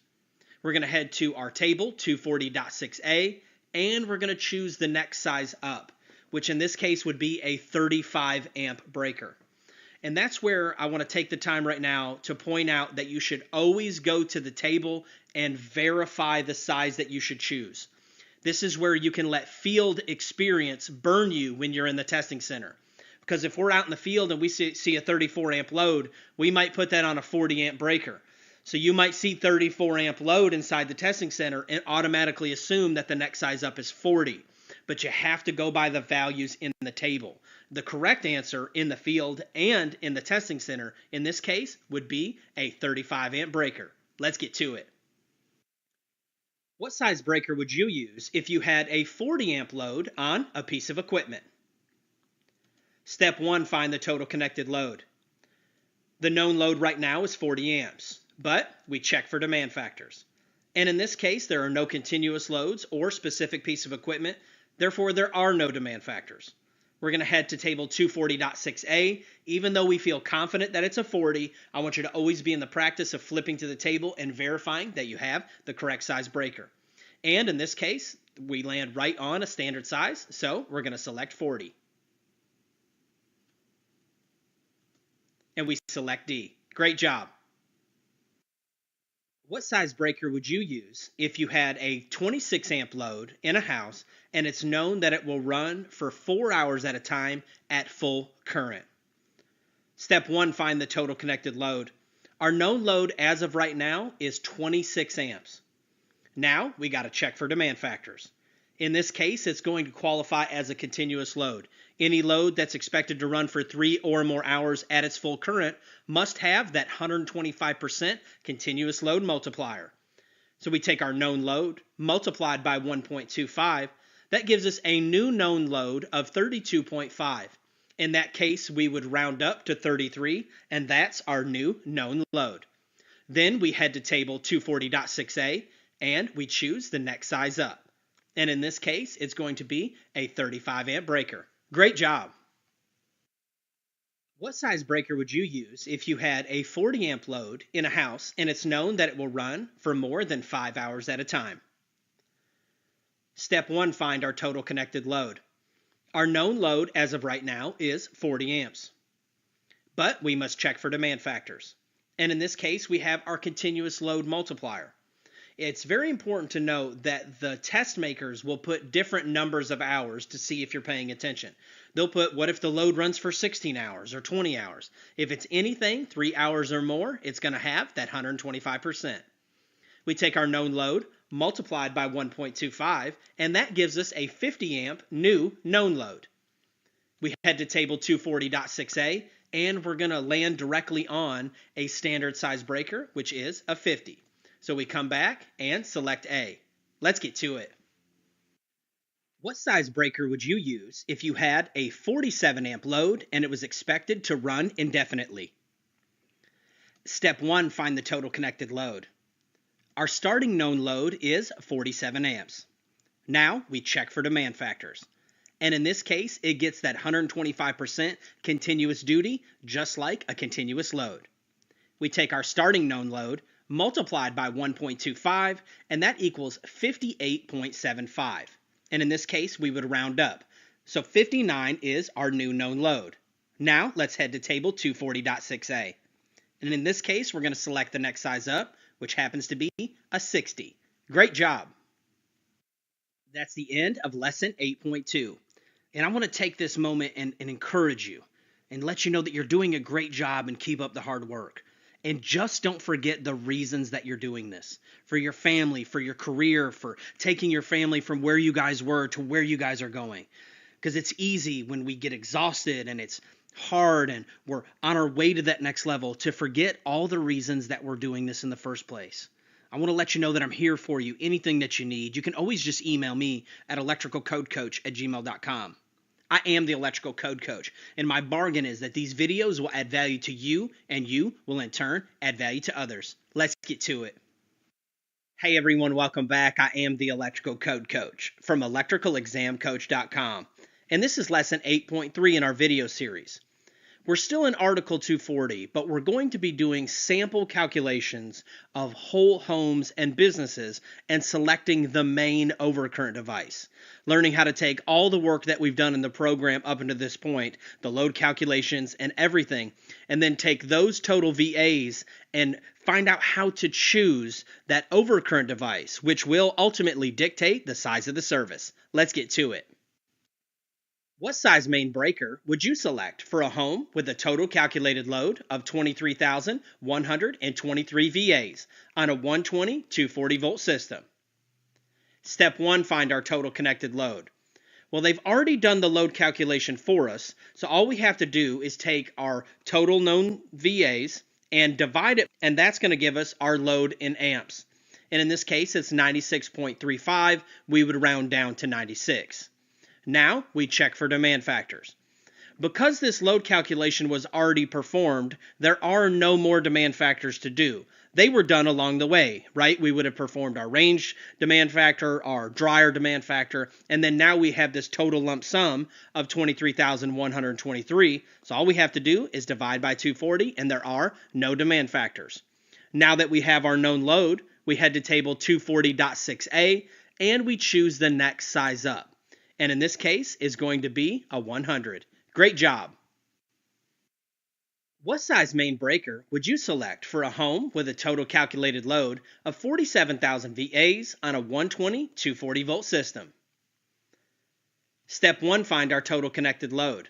In this case, they've done all the math for us, and 47,000 are our total VAs. All we have to do is divide that by the system voltage. And in this case, it equals 195.83. And we would round down. Now we check for demand factors. And in this case, there are no demand factors because they were already performed to get us that 47,000 value. Now we head to table 240.6a and choose our next standard size. And in this case, it ends up being a 200 amp breaker. Great job. What size main breaker would you select for a home with a total calculated load of 38,000 VAs on a 120 240 volt system? Step 1, find our total connected load. They've already done the math for us, so all we have to do is divide by the system voltage. And in this case, it equals 158. Now we check for demand factors. And like we said before, there are no more demand factors on this calculation. We head over to table 240.6a and we choose the next standard size breaker. And in this case, it's 175 amps. What size main breaker would you select for a business with a total calculated load of 95,000 VAs on a 140 240 volt system? Step 1, find our total connected load. They've already performed the load calculation for us, so all we have to do is divide by the system voltage. And we end up with 395.83, and we would round up to 396. Now we check for demand factors. And whether it's a home or a business, all the demand factors were already performed to get that original 95,000 number. So there are no more demand factors.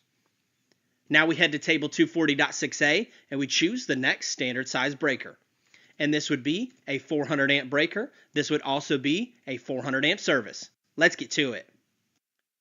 Now let's do that exact same calculation but on a three-phase system and show you the beauty of three-phase.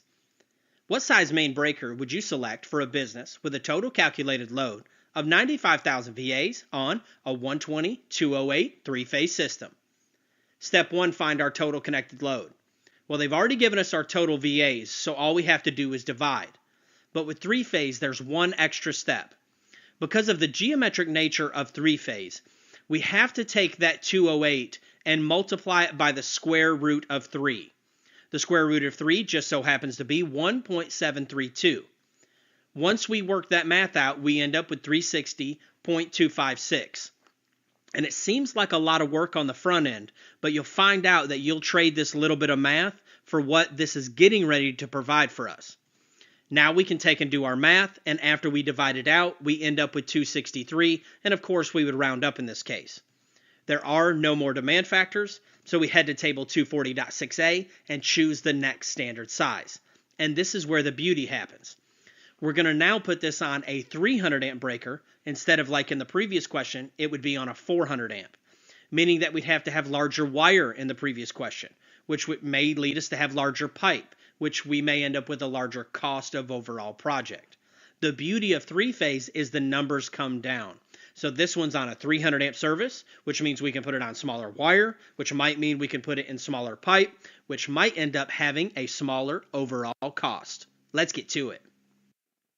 What size main breaker would you select for a business with a total calculated load of 80,000 VAs on a 120/208 three-phase system? Step 1, find our total connected load. In this case, they've done the work for us. They've given us the 80,000. Now all we have to do is divide. We do our little bit of pre-work and we end up with 360. Now we take and divide that out and we end up with 222 amps. In this case, we'll round down to 222. There are no more demand factors in this calculation. We head over to table 240.6a, choose the next standard size up, and put this on a 225 amp service. That's the end of lesson 8.3. You can head over to electricalexamcoach.com. Let's get to it. Hey everyone, welcome back. I am the Electrical Code Coach from electricalexamcoach.com. And this is lesson 9.1 in our video series. We're going to be in Article 310, and we're going to be learning all about ampacity. Ampacity is the maximum current measured in amperes that a conductor can continuously carry under its usage conditions without exceeding its rated temperature. Everything that we're doing in this program and out in the electrical field is to protect first the people and then the equipment. And it's no different with the wire. This wire is only rated to handle so many amps before the insulation will start to deteriorate, and ultimately we could end up with a fault, short circuit, or just arcing and sparking. With that being said, in this video series, we're going to slow down and we're going to master wire ampacity and how many amps a wire can hold and how to select the right wire for the right load. Let's get to it. Now let's learn about our primary ampacity table. If you're in the 2017, it's table 310.15B16. And in the 2020 and later, it's table 310.16. Same information, new name. If you're in a softbound NEC, these should be your page numbers depending on what print of the NEC you have, whether you got the first round or second round print, but this will get you close enough. The most important thing is read the title of the table and make sure that it matches the actual table number. Let's get to it. Now there's a lot going on in this table. We're going to slow down in this lesson. This is our ampacity basics lesson. Because if you don't get this, it's going to be hard to have an electrical career. It's going to be hard to ever be able to pass your examination. So we're not in any hurry. If you need to watch this video over and over, you can do it. The first distinction we want to make with this table is that it's actually two tables. On the left-hand side is going to be for copper conductors, and on the right-hand side is going to be for our aluminum and copper-clad conductors. Left-hand side copper, right-hand side aluminum. And if you'll notice, they mirror each other, but in the NEC, it's smushed all into one table. Now let's take a look at what all this information means. Now we're going to do a quick breakdown of the table. We won't stop on any specific part until we need it in the program because I don't want to confuse you. And later you'll understand why I did it piece by piece. But we read all of our tables from top to bottom, left to right. I want you to focus on the left-hand side because that's the copper side, but you'll notice that everything that we do is going to be mirrored over on the aluminum side. So starting at the top, it gives us the scope of the table. We're not going to get into that right now. It comes later in the series. Then you'll notice there's a 60, 75, and 90 degree C columns. Below that are going to be the insulation types like THHN, THWN. On the left-hand side, you're going to have the conductor sizes, which is easy. And then in the middle, you'll find the allowable ampacity for each respective column. Now let's take these piece by piece and explain exactly how to use them. Now let's learn about terminals and insulation rating. And that's where these 60, 75, and 90 degree C columns come into play. Whether we're dealing with terminals or insulation around the wire, each one of them can only handle so much heat safely. Whether it's a lug or a breaker or a switch or the insulation around the wire, they're all rated for specific temperatures. I'll give you a little heads up. Out in the field, all of these are almost 99% of the time rated for 75 degrees C.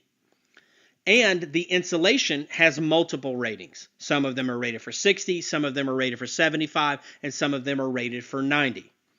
The reason this is important is it's going to help us choose which one of these columns we select our ampacity from. If the terminals are rated 75 degrees, we're going to choose the 75 degree C column most of the time. I'll explain what most of the time means later in the program, because this section is just like other sections of the NEC. There are blanket rules that apply generally, but later they get modified. But for right now, what I want you to remember is we're going to match the column that we used based off the terminals that the device is rated by.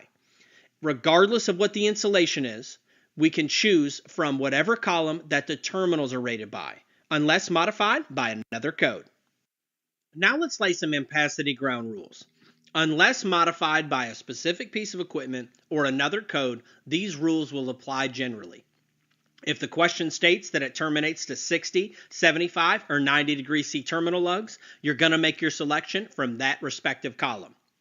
And as with overcurrent protection, we're going to do 125% demand factor for all loads that are expected to run for 3 or more hours. Remember our continuous load rule? That carries over into wire sizing as well. Let's get to it. What size AWG copper conductor would you select for a 60 amp load using THHW terminating on 75 degree C terminals? Step 1, find the total connected load. Well, in this case, we already have the load. It's 60 amps, but we must check for demand factors. They've not told us about a specific piece of equipment or that it's a continuous load, so there are no demand factors. But we have to learn one important rule for sizing wire. The wire must meet or exceed the known load. There is no next size up rule. The wire always has to meet or exceed the known load. So we head to our primary ampacity table, and we're going to start on the left-hand side because our question is copper. Always carefully go through these steps. What type of metal? Copper. What are my terminal ratings? They are 75 degrees C. What is my known load? 60. I'm going to start down the 75 degree C column until I find a wire that covers the known load, and then I'm going to use a straight edge to come over and select my size wire. And in this case, you would put it on a 6-gauge wire. We go back and we select B. Great job. What size AWG copper conductor would you select for a 74 amp load using THHW terminating on 75 degree C terminals? Step 1, find the total connected load. It's 74 amps. Now, let's check for demand factors.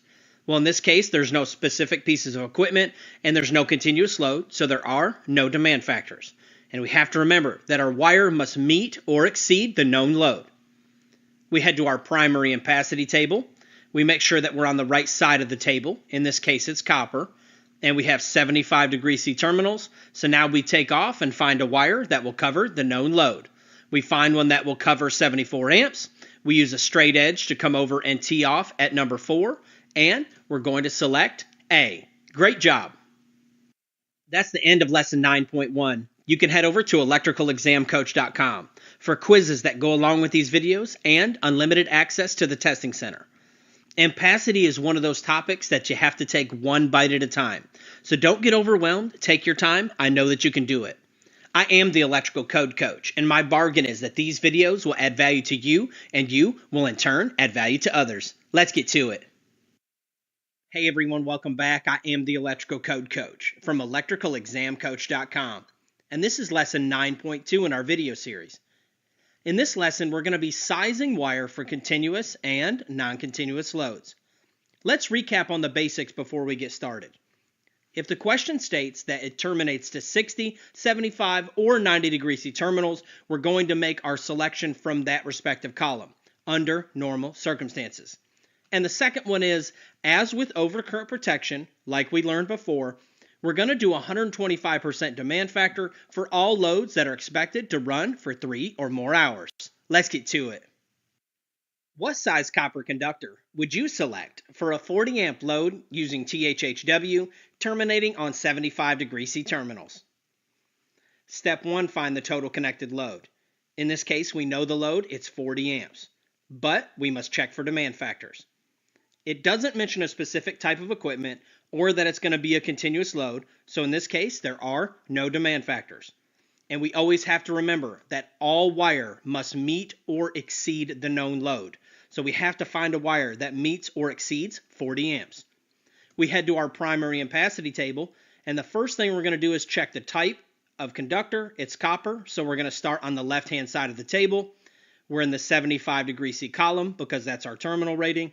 Then we're going to slide down and find a wire that meets or exceeds the known load, and we find out that it's an 8-gauge conductor. And we select C. Great job. What size copper conductor would you select for a 60 amp load running for more than 5 hours using THHN type wire terminating on 75 degree C terminals? Step 1, find the total connected load. Well, our starting known load is going to be 60 amps, but we must check for demand factors. When we find out that it's going to be a continuous load, we need to remember to do our 125% rule for continuous loads.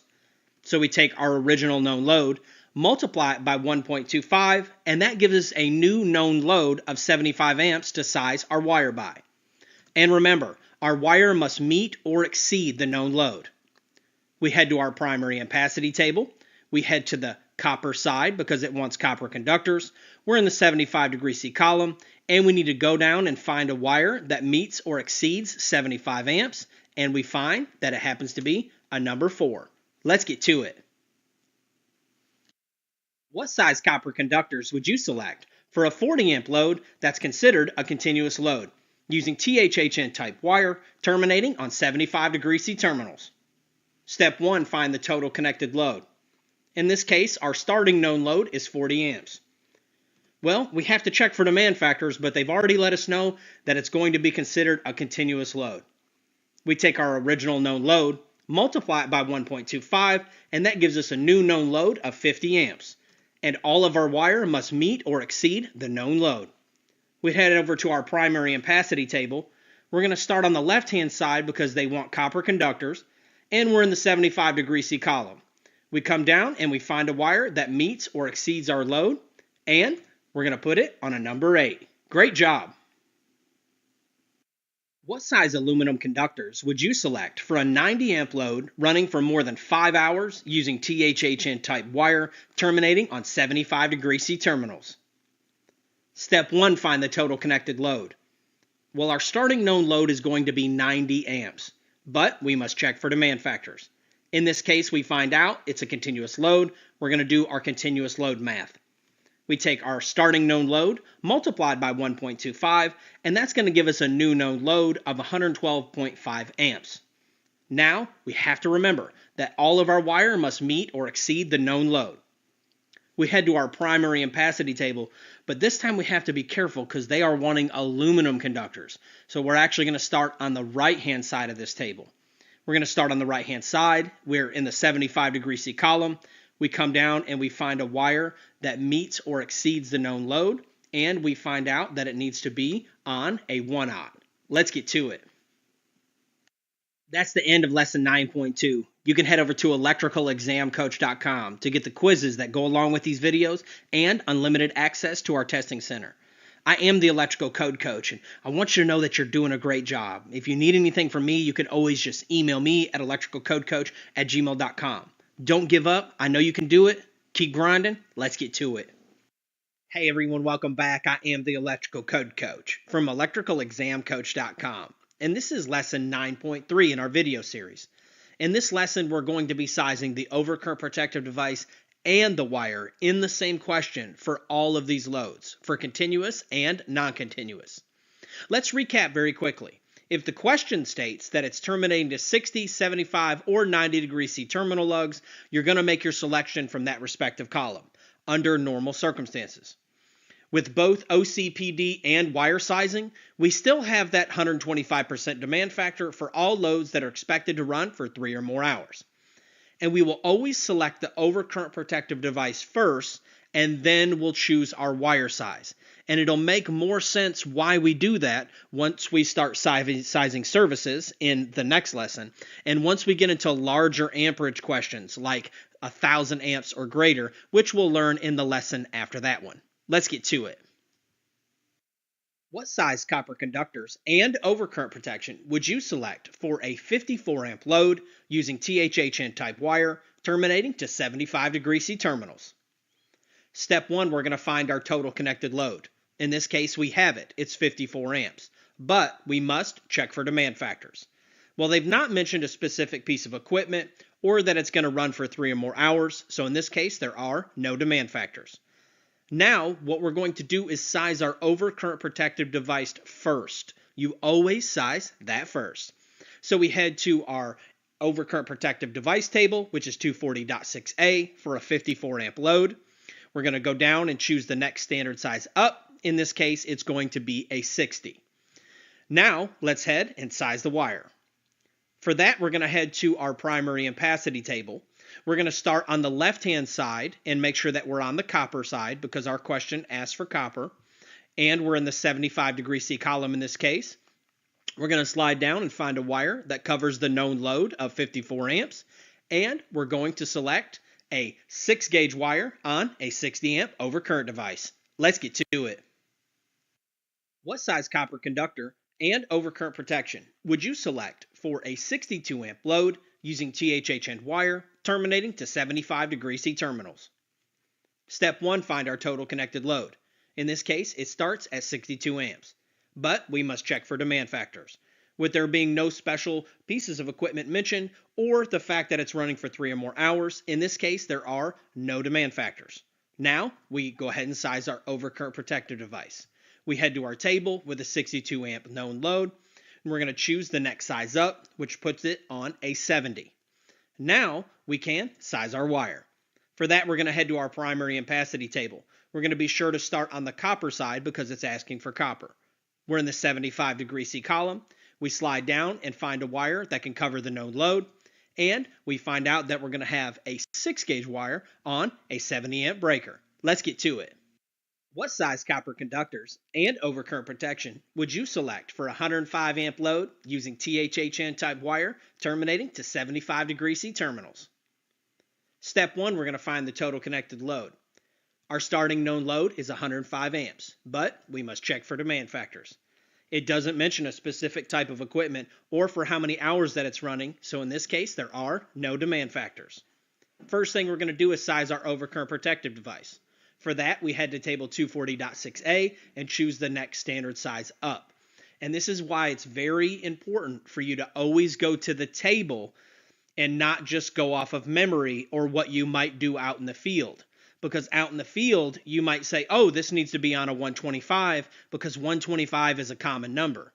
But how many of you know that there's actually a 110 amp breaker in between 100 and 125?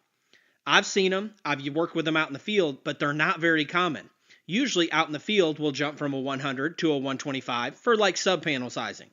But you have to be careful here. Always go to the table because the correct answer for this question is actually a 110 amp breaker. Now, let's size the wire. For that, we head to our primary ampacity table. The known load's 105 amps. We're on the copper side of the table because that's what the question said. We're in the 75 degree C column. And we go down and find a wire that covers the known load, 105 amps, and we're going to end up with a number 2 wire on a 110 amp breaker. Great job!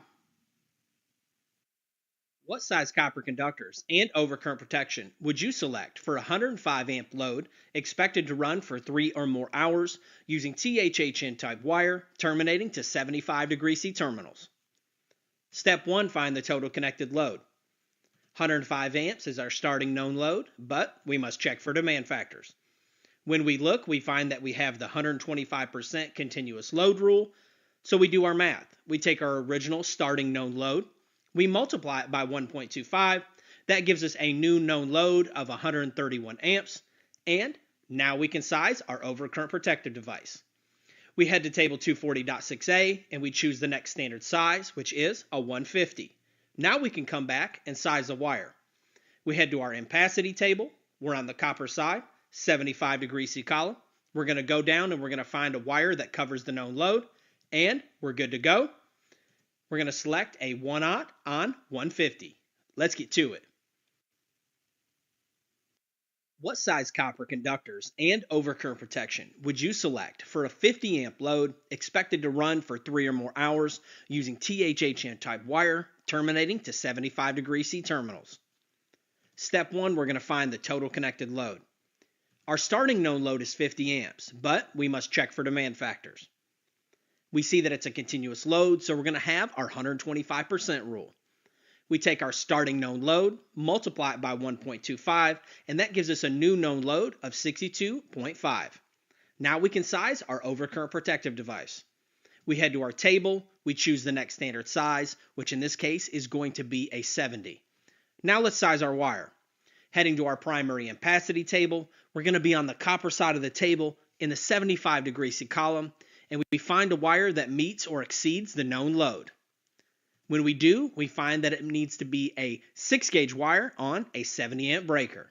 Great job! This is end of lesson 9.3. You can head over to electricalexamcoach.com to check out our pro version. I am the Electrical Code Coach, and my bargain is that these videos will add value to you, and you will in turn go out and add value to others. Let's get to it. Hey everyone, welcome back. I am the Electrical Code Coach from electricalexamcoach.com. And this is lesson 9.4 in our video series. And in this lesson, we're going to be sizing the overcurrent protective devices and wire for commercial and dwelling unit services and feeders. We're actually going to start with commercial because it's easier, believe it or not. Always remember that we're going to select our overcurrent protective device first, and then choose our wire size. Also, the overcurrent protective device size is the size of the service. If we're sizing services and we select a 200 amp overcurrent protective device, whether it's a breaker or fuse, based off the size of the load, and we go to the next size up and it ends up being a 200, that means we have a 200 amp service. And it's very important for us to understand that before we move on in the program, that if I'm sizing services and I end up with a 200 amp overcurrent protective device, and that is the main breaker on that service, that is now a 200 amp service. Let's get to it.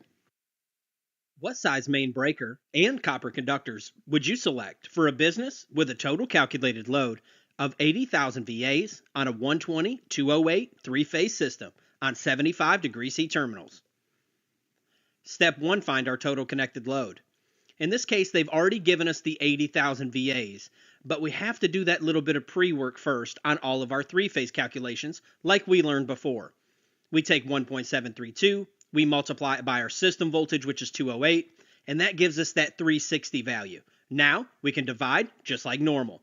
We take the 80,000 VAs, divide it by the 360, and that gives us a 222 amp known load by which we can size our breaker and our wire by. But first, we must check for demand factors. In this case, there are no demand factors, so we can size like normal. Let's size our overcurrent protective device first, based off of 222 amps. We head to table 240.6a, and we choose the next standard size. And in this case, it's going to be a 225. Now we can size our wire.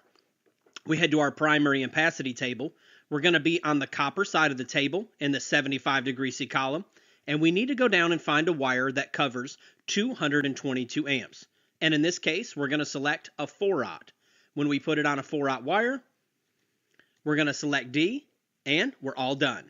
That's why we chose to do commercial first, because it's going off of all the things that we previously built in these lessons with no additional rules.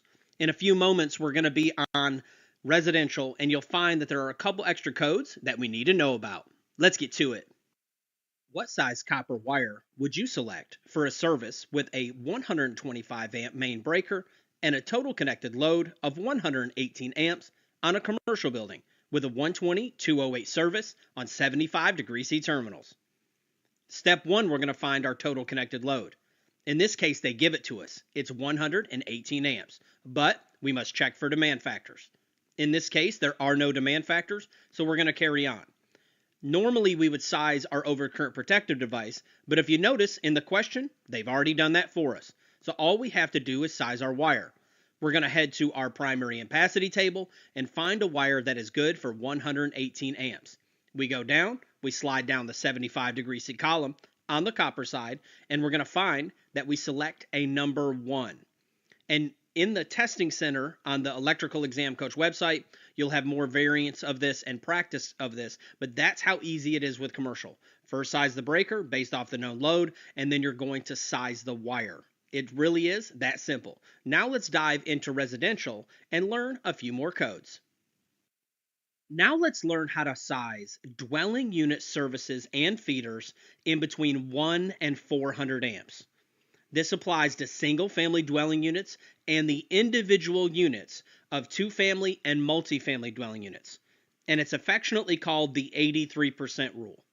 The next few slides are very dense, so I want you to slow down, take your time, watch it as many times as you need, but I know that you can do it. Keep up the great work. Let's imagine that we have a dwelling, and the first thing we're going to do is find our total connected load. Let's imagine that it's 47,000 VAs on a 240 volt system.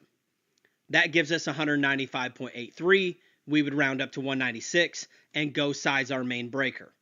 And the main breaker would be a 200. That's the next standard size. We now have a 200 amp service. Now the next step normally would be to size the wire at 196 amps, right? That's our known load.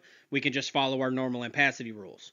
Well, not with services that are in between 1 and 400 amps. And let me show you what I mean. Let's all head to page 800 if you're in the 17, this table if you're in the 20, and this table if you're in the 2023. This is technically called the 83% rule, but I'm not going to force you to do the longhand math. I'm going to take you to these tables that are in the NEC that are almost like a cheat sheet that makes this super easy to apply and understand. Let's get to it. Once we get to our table, we work all of our tables from top to bottom, left to right, using those headings to navigate the table. On the left-hand side, we're going to find the size of the service and feeder, and this is listed in amps. And you'll notice that it only goes to 400 because the rules that we're learning right now only apply to services and feeders that feed the entire dwelling in between 1 and 400 amps. And I've got a great graphic illustration in the next slide to show you when it does and does not apply. On the next column over, we're going to see the copper side if we decide to use copper, and then aluminum if you decide to use an aluminum. So what you do is size your service. You come down here. Let's imagine it's a 100 amp service and you want to use copper. You slide over and it tells you what size wire to use. It makes it super simple. Now let's put it to practice. Now let's find out when this rule does and does not apply. Let's imagine that we have a single family dwelling. We have the meter socket outside, we have the riser, and we have a back-to-back panel, kind of an old school setup. We have the wire going up the riser and the wire going inside. Technically, this is all service wire all the way to that main breaker, and the 83% rule does apply here, as long as it's in between 1 and 400 amps. Now let's imagine that we have a main breaker outside, we have the service riser, and we have a main sub panel inside. We have the riser wire and the wire going inside. The 83% rule applies to all this wire. You can apply it to the wire going up the riser, and you can apply it from the meter disconnect combo to the first main sub panel. Now the rules with this is that it has to be the panel that feeds the entire structure. You're not allowed to use it on other sub panels or on any sub panel that does not feed the entire structure. You have to be very careful with that one.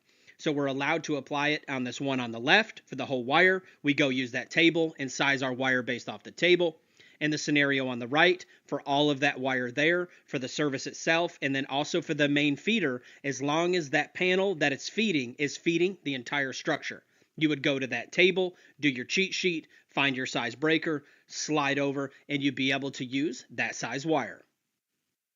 Let's dive into two-family and multifamily. This is 1 through 400 amps, and this applies to the feeders only. The feeder must feed the entire dwelling. Let's imagine that you have an apartment here on the right-hand side, and it's attached to the larger apartment structure. That's where the main service is. Let's imagine that you have your meter center out here, you have your service riser, and then you have your wire going up. That wire there, the 83% rule does not apply. You're going to use all of the previous rules that we learned before and apply those. But the individual feeder going into that unit does. The 83% rule does apply. And the beauty of this is it allows you to save money in the long run. Whether you're doing single family dwellings only or you're doing the individual units of the apartments, you're going to be able to use a smaller wire based off that table than you would if you went and sized it like normal. And over a year's time, that could save you a lot of money. So that is when the 83% rule does and does not apply. What size copper wire and main breaker would you select for a service with a total calculated load of 47,000 VAs for a single family dwelling on a 120 240 volt system with 75 degree C terminals? Step 1, we're going to find our total connected load. In this case, they've given it to us, but we have to divide to get our amperage. When we do, now we can check for demand factors. And in this case, we do have a demand factor. Is this in between 1 and 400 amps? Yes. Is this on a single family dwelling? Yes. So the 83% rule does apply. So we get to use the table. Step 1, we're going to size our overcurrent protective device. And we're going to head to table 240.6a. We have a 196 amp known load. We're going to choose the next size up and put it on a 200. Now we can use our cheat sheet table. When we head there, we're going to size the wire. Step 1, we're going to be on the left-hand side and find our size breaker. Then we're going to come over to the copper column because that's what it requested, and we're going to find that we need to put it on a 2-aught. And in this case, we would have 2-aught copper on a 200 amp service. Great job. What size aluminum wire and main breaker would you select for a service with a total calculated load of 47,000 VAs for a single family dwelling on a 120 240 volt system with 75 degree C terminals? Step 1, we're going to find our total connected load. In this case, they've given it to us, and we're just going to divide, just like we did before. Now, we check for demand factors. Is this in between 1 and 400 amps? Yes. Is this on a single family dwelling or the individual unit of like an apartment? Yes. So, the 83% rule does apply. And we're going to go size our overcurrent protective device. We end up putting it on a 200 amp breaker, just like we did before. But now we have to be careful because the question is asking for aluminum. We head to our cheat sheet table. We start on the left-hand side, and we're going to find our size breaker. Then we have to slide all the way over to the aluminum column, and we're going to find out that it's a 4/0 aluminum. Great job.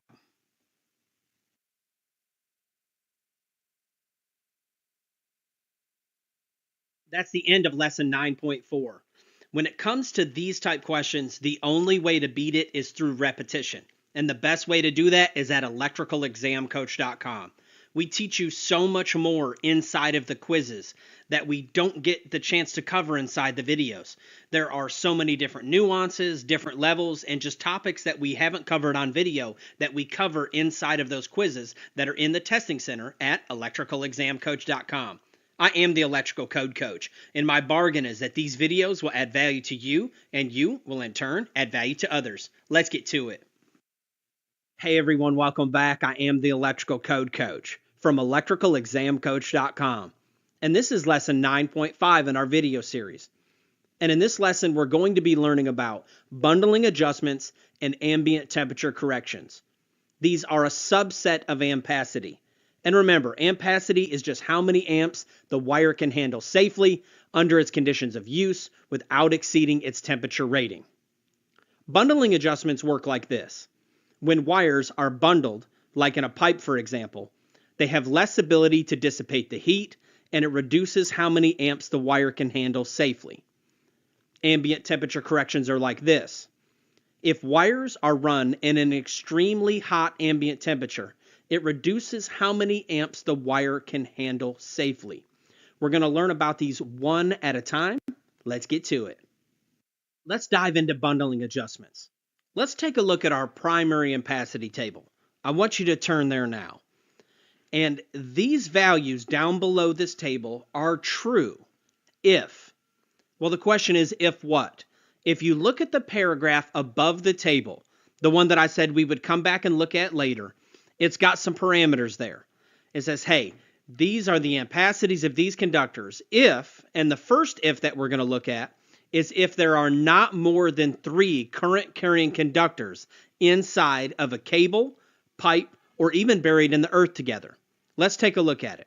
Let's imagine that we have a piece of conduit here and we pulled in a black, red, blue, and an equipment grounding conductors. What this table is saying is that those ampacity values listed down below in this table are true as long as you have not more than 3 current carrying conductors in a cable, pipe, or raceway. If you do have more than that, then we have to do what's called a bundling adjustment. Let's learn about our bundling adjustment table. Head to this respective table depending on your code cycle. When we get there, we're going to find that it's very easy to read. Reading all of our tables from top to bottom, left to right, we're going to start here on the left-hand side, and this is our number of current carrying conductors. Let's imagine we have this conduit, and we end up with 6 current carrying conductors. So we're going to slide down until we find our range, and we fall in the 4 to 6 range. Then we need to slide over and find our adjustment factor, which is just another demand factor, which is something you're very familiar with at this point in the program. Let's imagine we have a wire that's 50 amps. We take that 50 amp wire and we multiply it by 0.80, which was our demand factor. And we end up with a wire that is now only good for 40 amps. What they're saying is because the amount of wires inside of this pipe or cable that the wire cannot dissipate the heat safely. So you have to reduce how many amps the wire can handle. So the new allowable ampacity of this wire is only 40 amps. Up until this point, we've had all hot conductors inside of our conduit. But what happens if we add in a neutral? Is it considered a current carrying conductor?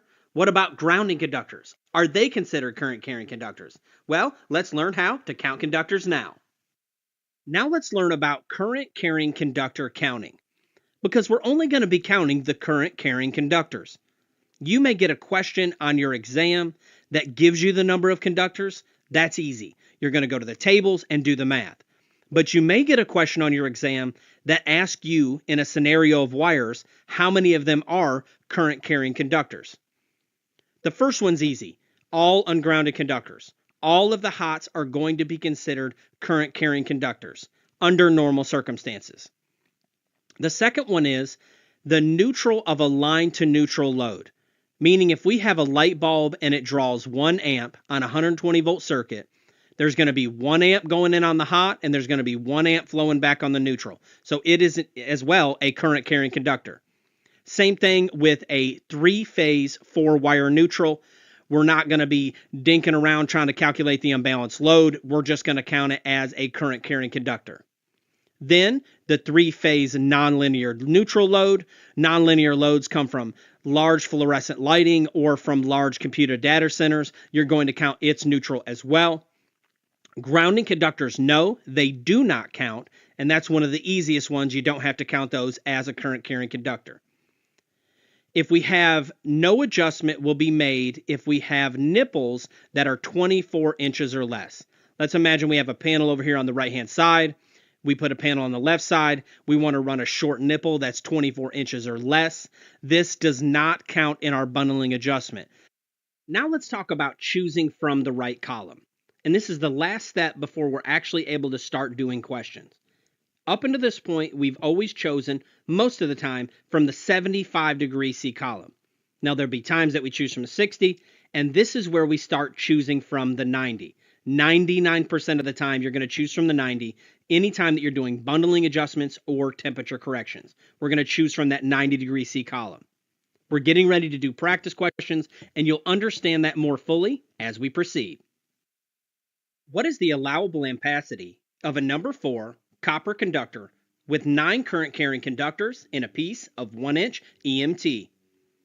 Step 1, we're going to verify that our conductors are listed in the 90-degree C column. We head to our primary ampacity table on the copper side, and we make sure that THHN is listed. If it's not listed there, for the purpose of exam prep, I just want you to go to whatever column that it is listed in and do the math. Now, we're going to find our starting ampacity in the 90-degree C column. We head to our primary ampacity table. It's wanting a number 4 conductor, so we start on the left-hand side. We're going to come over and we're going to tee off with the 90-degree C column, and we're going to find out that it is 95 amps. That's our starting ampacity. Now, we must check for demand factors. Are there more than 3 current carrying conductors? There are, so we must apply the demand factor. We're going to head to either table depending on what code cycle you're in. It is our bundling adjustment factor table. And when we get there, we're going to start on the left-hand side. We come down and find our number of current carrying conductors. Then we cross over and find our demand factor. Now we can get to work. We take our starting ampacity, we multiply it by the demand factor, and that gives us a new allowable ampacity of 66.5 amps. A wire that was once good for 95 amps, because of it being bundled in this pipe, is now only good for 66.5, and we select A. Great job! What is the allowable ampacity of a 1-aught XHHW copper conductor with 13 current carrying conductors in a piece of 2-inch RMC? Step 1, we're going to verify that our conductors are listed in the 90-degree C column. When we head there, we find that XHHW is listed. So we're going to find our starting ampacity. We head to our primary ampacity table. We're on the copper side. We start until we find 1-aught on the left. Then we cross all the way over to the 90, and we find that it's 170 amps. Now we check for demand factors. Are there more than 3 current carrying conductors? There are. So we must apply the adjustment factors that are listed in these tables. We go to our adjustment factor table. We're going to start on the left-hand side and find our number of current carrying conductors. Then we cross over and find that it's 50%. We take that and do our math. We take our starting ampacity multiplied by the bundling adjustment factor. Then we're going to have a new reduced ampacity of 85 amps. Great job! What is the allowable ampacity of a number 6 THHN aluminum conductor with 6 current carrying conductors in a piece of 3/4-inch EMT? Step 1, we're going to verify that our conductors are listed in the 90-degree C column. We head there now, but we're on the aluminum side because the question requested aluminum conductors, and we find that THHN is there. Now we find our starting ampacity in the 90-degree C column. We head to our primary ampacity table on the aluminum side, and we slide down until we find a number 6. Then we're going to come over and we're going to cross over and find that our starting ampacity is 55 amps. But we must check for demand factors. Are there more than 3 current carrying conductors? There sure are. So we're going to head to our bundling adjustment factor table. When we get there, we're going to find our range of conductors. Then we're going to cross over to the demand factor. Now, let's just do the math. We take our starting ampacity multiplied by 0.80, and that gives us a new reduced allowable ampacity of 44 amps. Let's get to it. That's the end of lesson 9.5. I want to let you know that you're doing a great job. Keep up the good work. Keep grinding.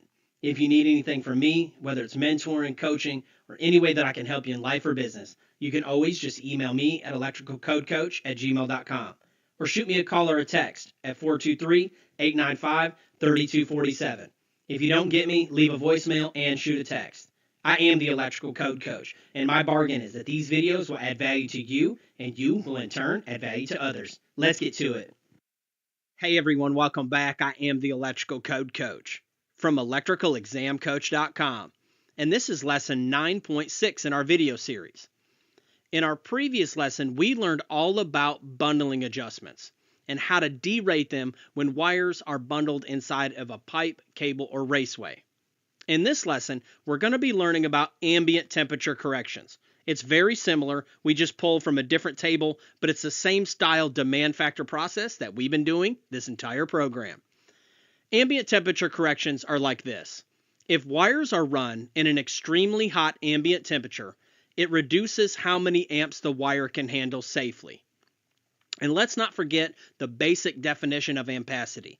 It's how many amps the wire can handle safely under its conditions of use. Let's get to it. Let's take another look at our primary ampacity table. In the last lesson, we learned about the first part of the note that's at the top of the table. And it says that these values are true as long as you don't have more than 3 current carrying conductors. But there's a second piece to this. Now, if you're in the 2017, it's at the top of the table. If you're in the 2020 and the 2023, it's at the bottom of the table. And what it's stating is that these values are true in this table as long as you're in an ambient temperature of 86 degrees Fahrenheit. Anytime you get outside of that ambient temperature, you're going to have to do an ambient temperature correction. Let's imagine that we have this circuit here, black, red, blue, and an equipment grounding conductor. Well, we know from the previous lesson that we will not have to do a bundling adjustment on this one because there's not more than 3 current carrying conductors. But what if we were in a factory who was making a plastic process and they had to have that room at exactly 115 degrees all the time for all of the machines to function properly? That's what we're going to learn about in this lesson when you run into those scenarios and you're pulling circuit conductors. Now let's learn about our temperature corrections table. Go ahead and head to your code cycles table number now. Pause the video if you need to. When we get to the table, we want to verify we're in the right table. And how we do that is make sure that we're in the table that says 86 degrees Fahrenheit. We do not want to be in the table that says 104 degrees Fahrenheit. The table looks identical, but it'll have all the wrong numbers that you need. So you want to make sure that you're in the table that says 86 degrees Fahrenheit. Then if you're able to in your state, I want you to highlight that table. Just highlight the title of it. So when you're flipping through and doing these questions, you're going to know that you're in the right table and you don't have to second guess yourself. Once we know that we're in the right table, let's break down the table. On the left-hand side, we're going to find our column in Celsius. And that's if your actual ambient temperature is in degrees Celsius. You would start on the left-hand side, find the degrees in Celsius, and then finish the process that we're getting ready to learn.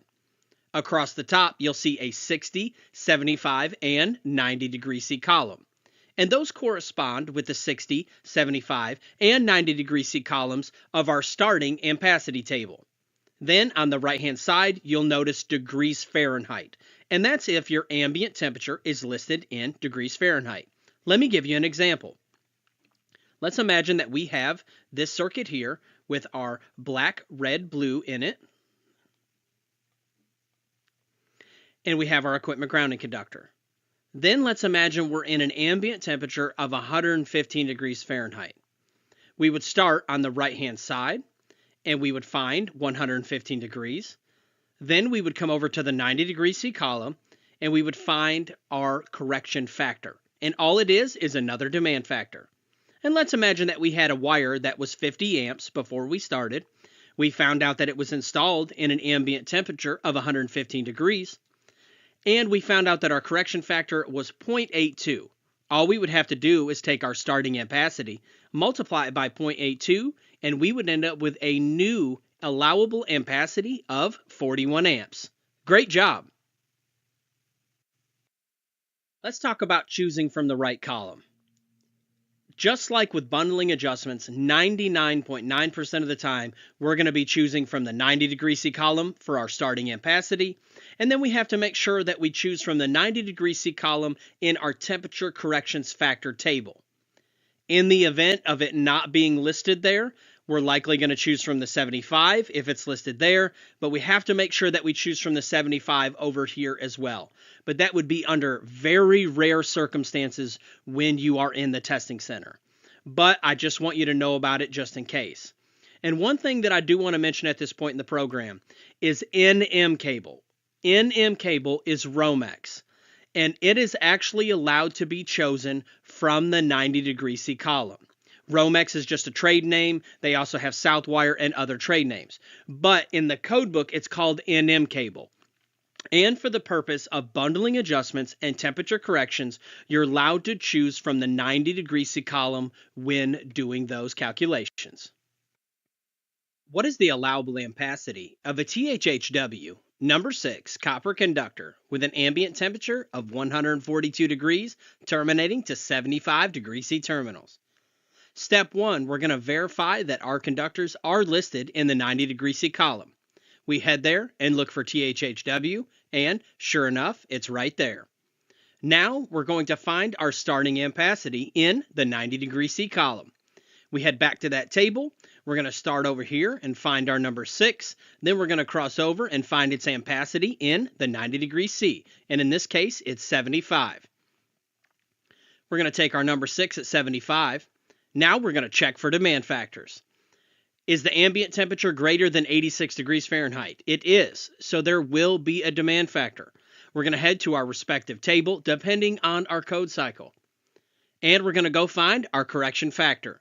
When we get there, we're going to start on the right-hand side because the question stated it in Fahrenheit. Then we're going to go down until we find our range of temperature. Ours was 142 degrees. Then we're going to slide over and find our correction factor. And remember, it's just a demand factor. Now, what we're going to do is we're going to head back and do our math. We take our starting ampacity multiplied by the correction factor, and that gives us a new allowable ampacity of 48.75. And we select B. Great job! What is the allowable ampacity of a number 10 THWN-2 copper conductor that is installed in an area with an ambient temperature of 145 degrees Fahrenheit? Step 1, we're going to verify that our conductors are listed in the 90 degree C column. We head to the table, we look for THWN-2, and sure enough, they're there. Now let's find our starting ampacity in the 90 degree C column. We head back to the table, we come down and find our number 10 on the left, and we cross over to 40 amps. Now we check for demand factors. Is the ambient temperature greater than 86 degrees Fahrenheit? It sure is. We're going to head to our table and find our correction factor.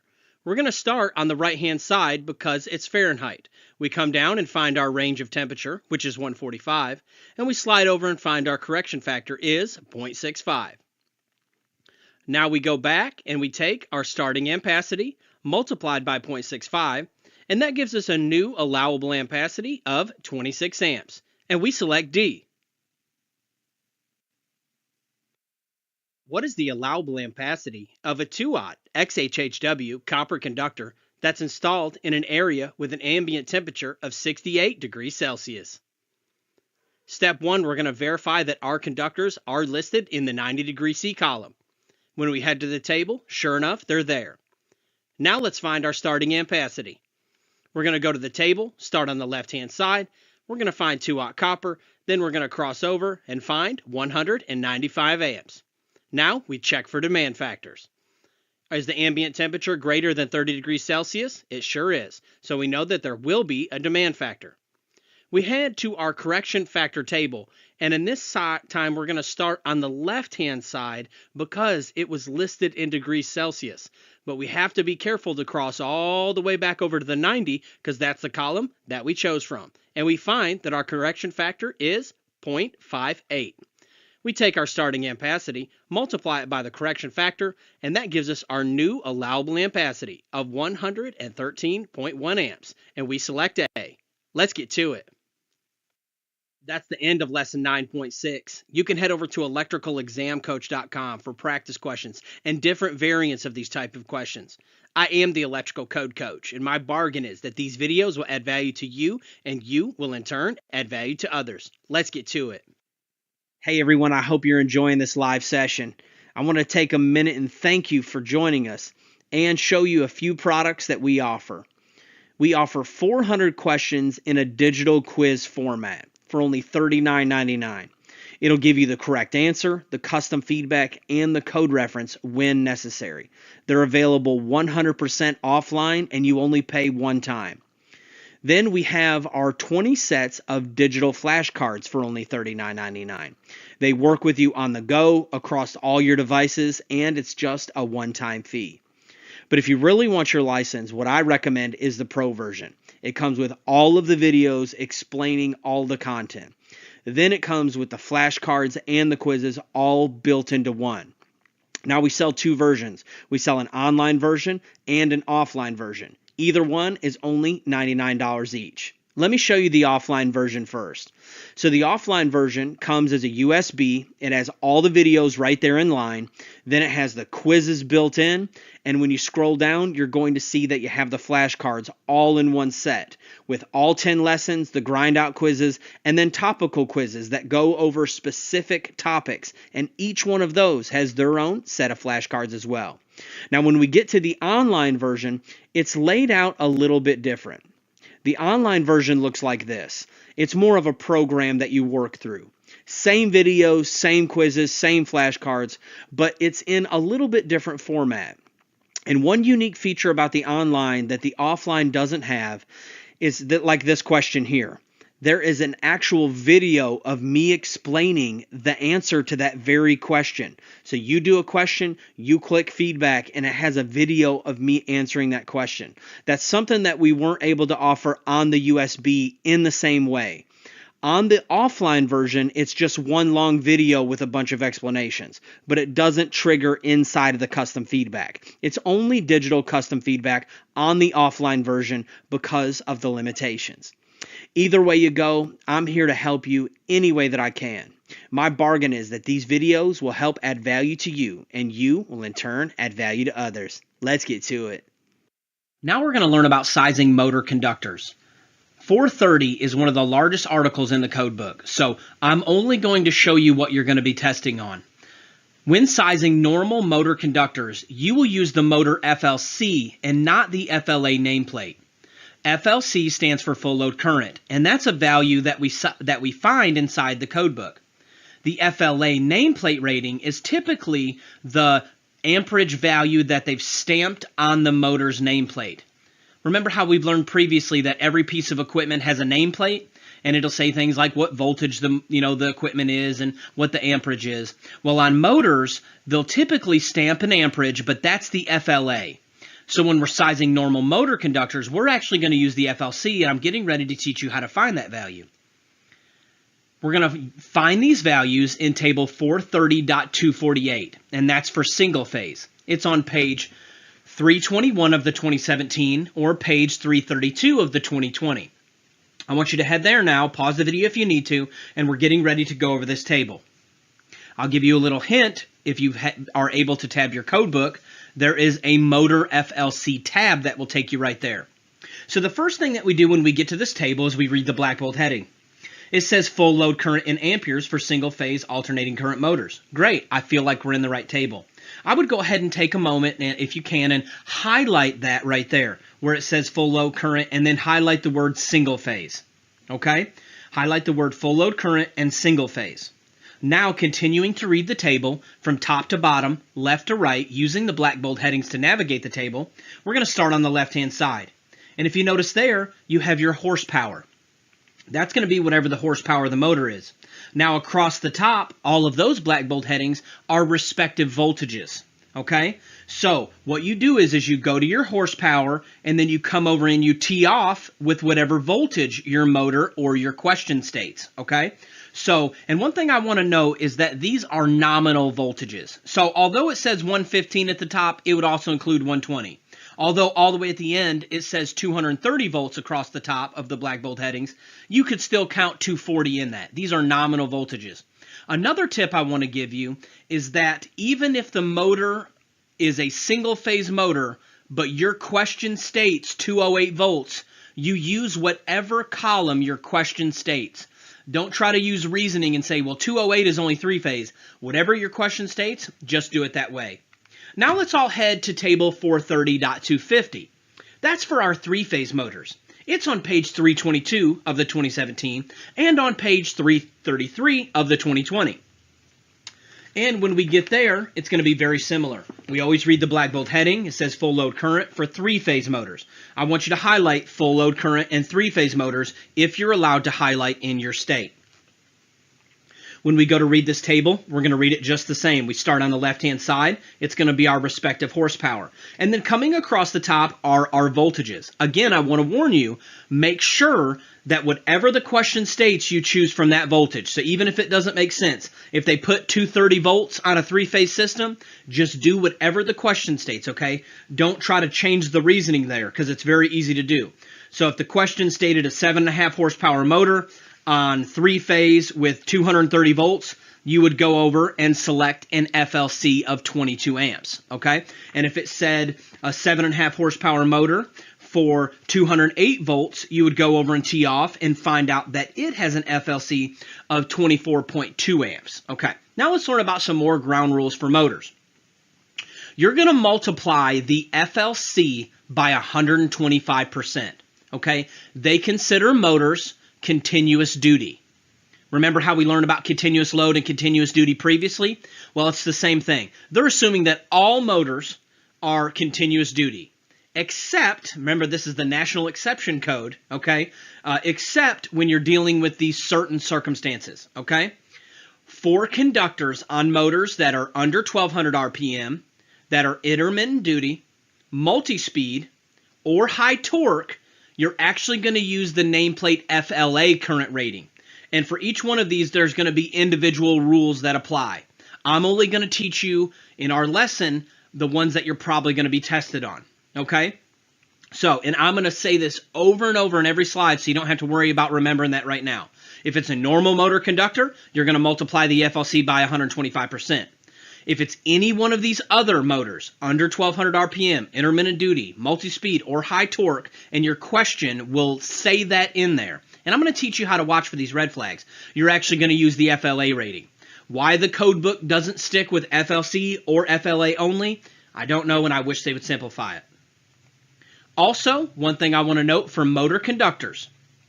Remember in the ampacity lesson, we learned that 14 gauge wire can only go on a 15 amp breaker, 12 gauge wire can only go on a 20 amp breaker, and 10 gauge wire can only go on a 30 amp breaker?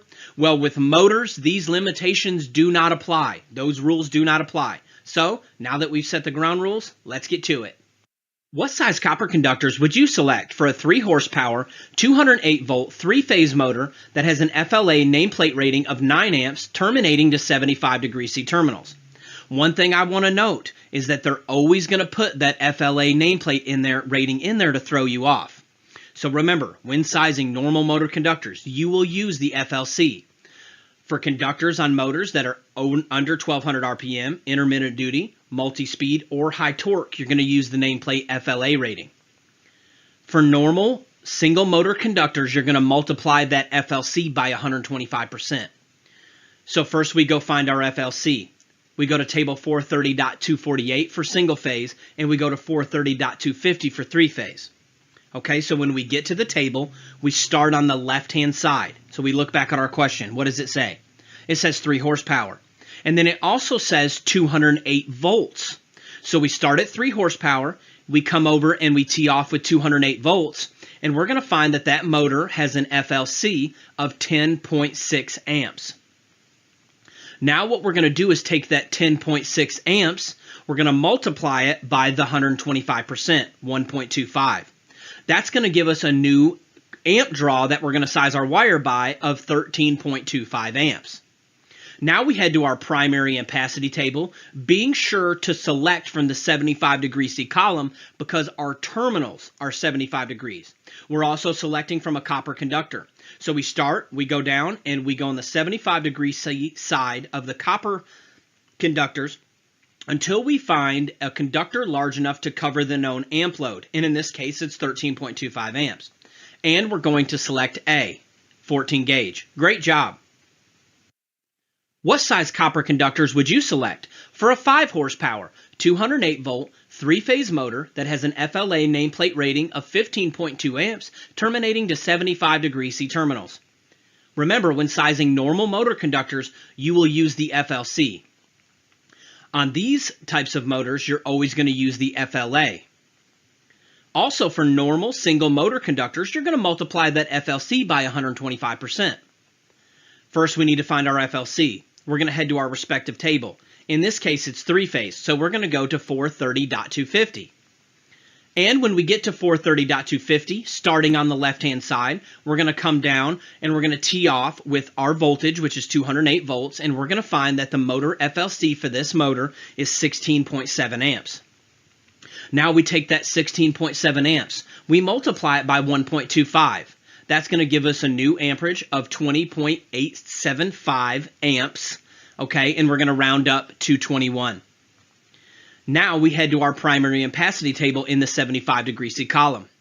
We're going to start and we're going to go on the copper side, 75 degree C, and we're going to find a wire that is large enough to cover our known amp load of 21 amps. And we're going to select B. What size copper conductors would you select for a 7.5 horsepower, 208 volt, 3-phase motor that has an FLA nameplate rating of 28.6 amps, terminating to 60 degree C terminals? Remember, when sizing normal motor conductors, you're going to use the FLC. If you have one of these specific situations, you're going to use the nameplate FLA. Also, for single motors, we're going to multiply it by the 125%. So we head to our respective table. In this case, it's 3-phase. So we're going to head to 430.250. Starting on the left-hand side, we're going to select our respective horsepower. Then we're going to come down and we're going to tee off with our voltage. Now we're going to select our FLC of 24.2 amps. Now we take that 24.2 amps, we multiply it by 1.25. That's going to give us a new amperage to size our wire by of 30.25. Now we head to our primary ampacity table, being very careful to select from the 60 degree C the 60 degree C column, because our terminals are rated 60 degree C.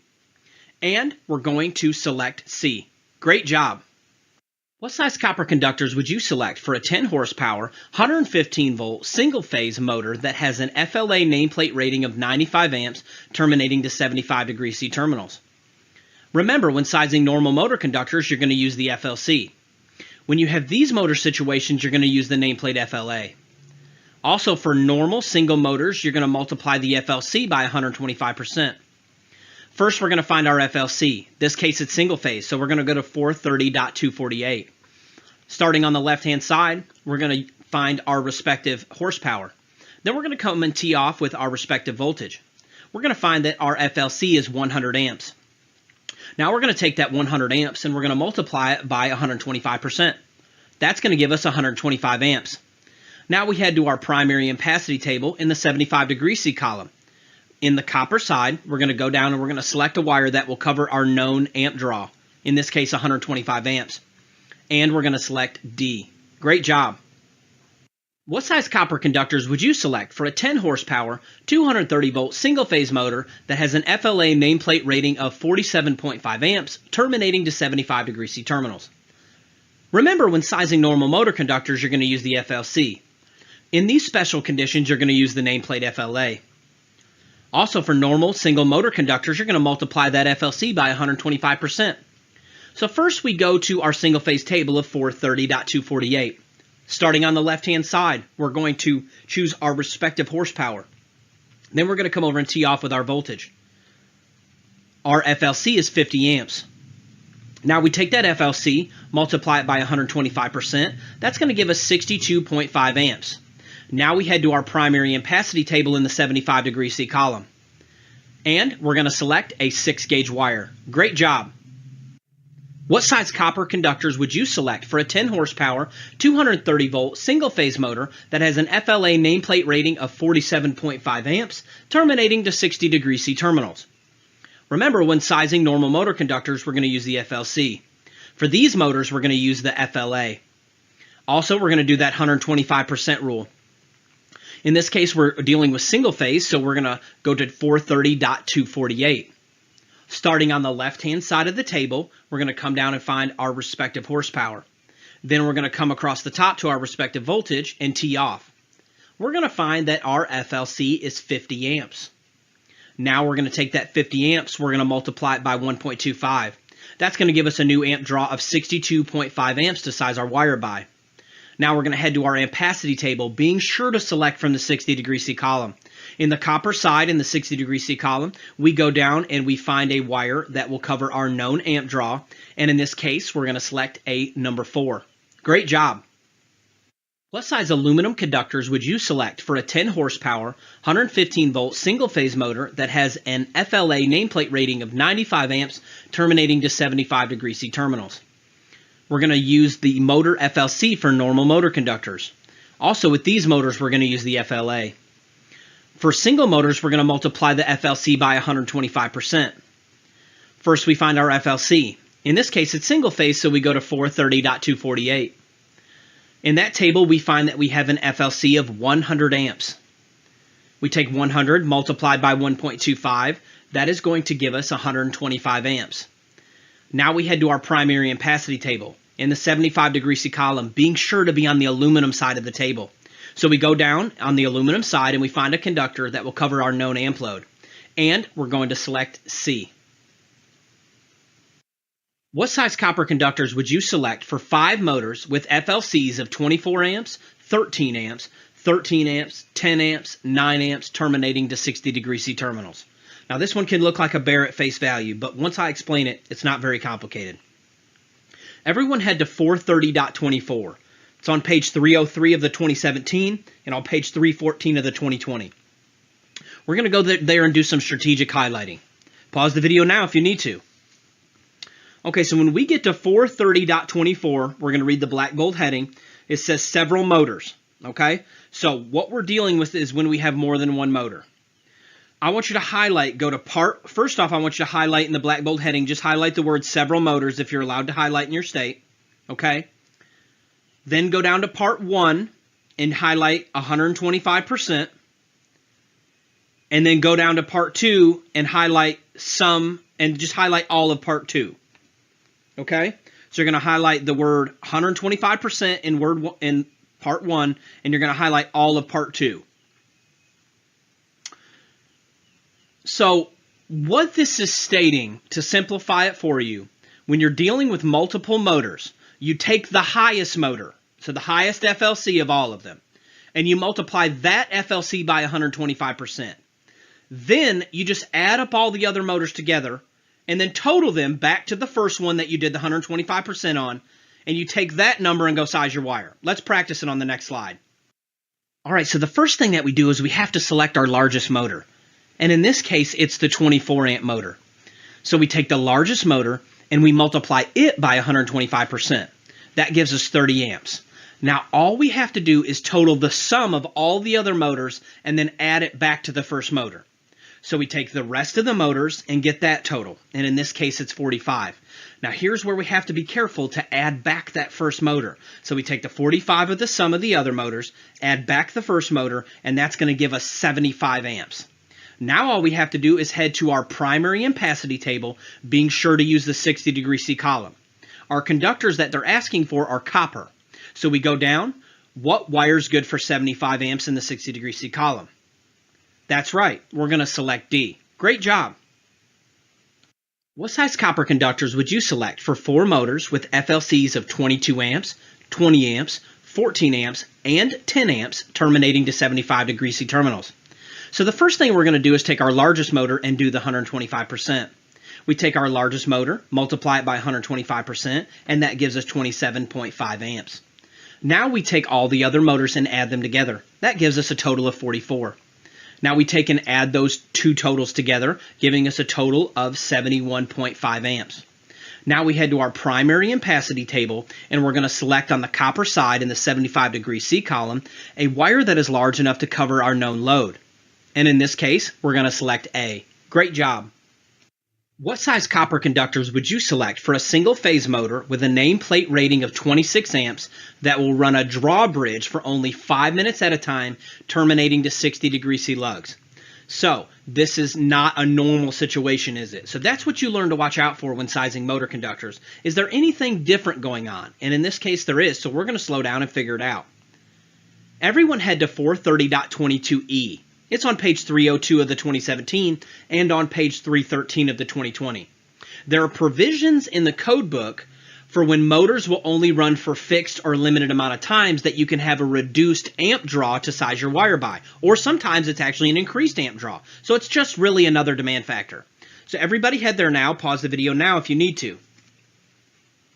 So when we get to 430.22e, we're going to read the black bold heading. It says for other than continuous duty motors. Remember, all of our other motors, we did the 1.25 because it was a continuous duty. But what if they're not continuous duty? And that's what we're going to cover here. It lets us know that conductors for motors that are used short time, intermittent, periodic, or varying duty shall have an ampacity of not less than the percentages that are listed, okay, in 430.22e. Okay, so these ones we are going to go to 430.22e, and it's a table. It's usually on the next page of your code book. So whether you're in the 2017 or the 2020, it's typically in the next page over. When we get to table 430.22e, let's look at it now, starting with the black bold heading. It says duty cycle service. Pretty sweet. Now using our black bold headings, top to bottom, left to right. Starting on the left-hand side is going to be our classification of service. Okay, so on the left-hand side, we're going to pick whatever scenario our question lists. And if you look down through there, somewhere you're going to find something about a drawbridge, okay, or whatever your question states. Then going across the top in the black bold headings, you're going to see 5-minute, 15-minute, 30 to 6-minute, or continuous duty rated.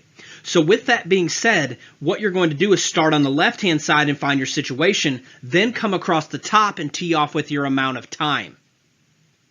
So what you will do is when you get that value, it's just going to be another multiplier. It's just another demand factor. So let's look at the first one. In a 5-minute rated motor for short time duty operating valves. That's the first one you come to on the left-hand side. If you go over to a 5-minute motor, it's 110%. So all you do is take and multiply it by 1.10. It's just another demand factor.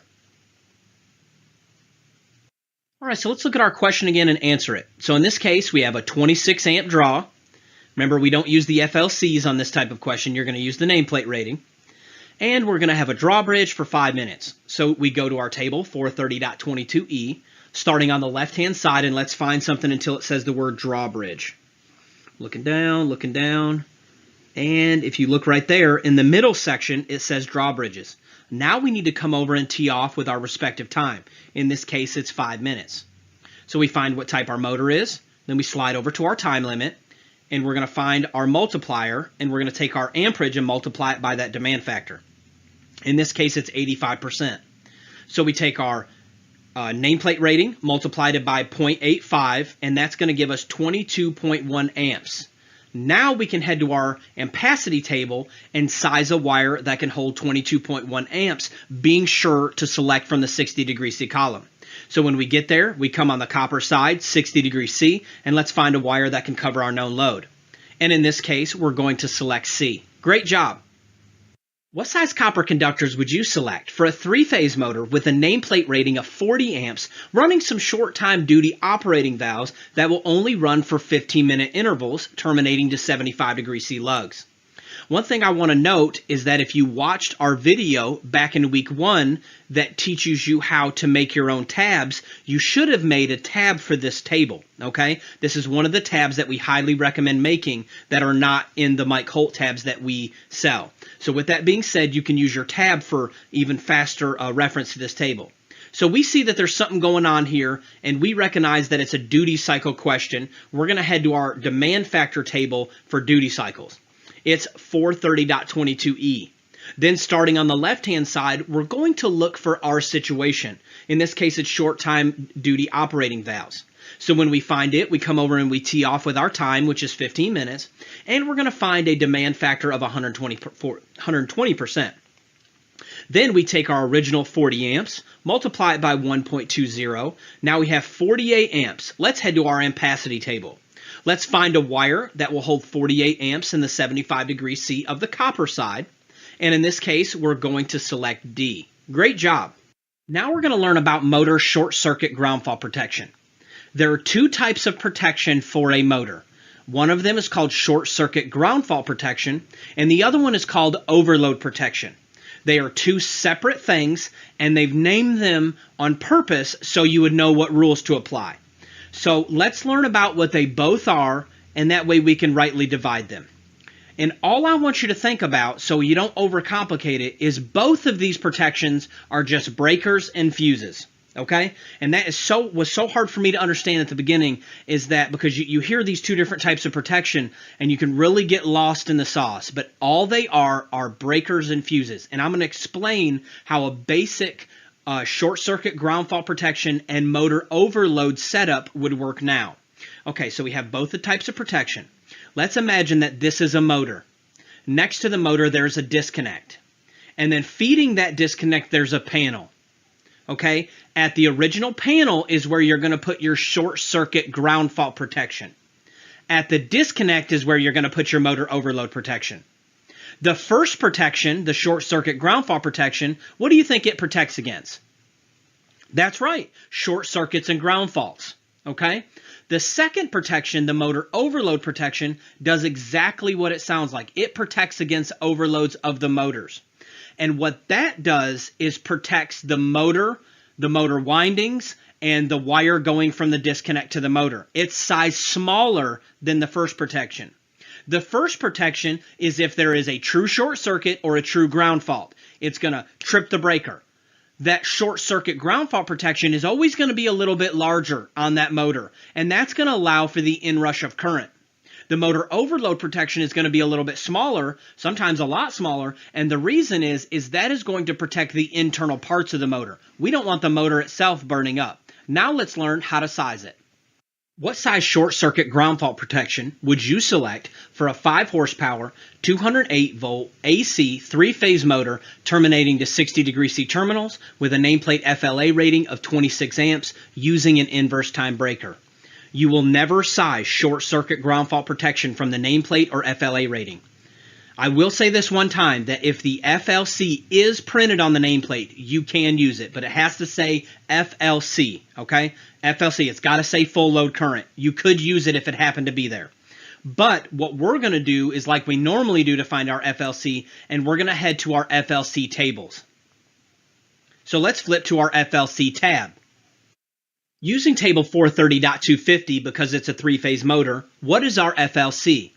We start on the left-hand side for our horsepower, then we come off and tee with our voltage, and we're going to select our FLC. In this case, it's 16.7 amps.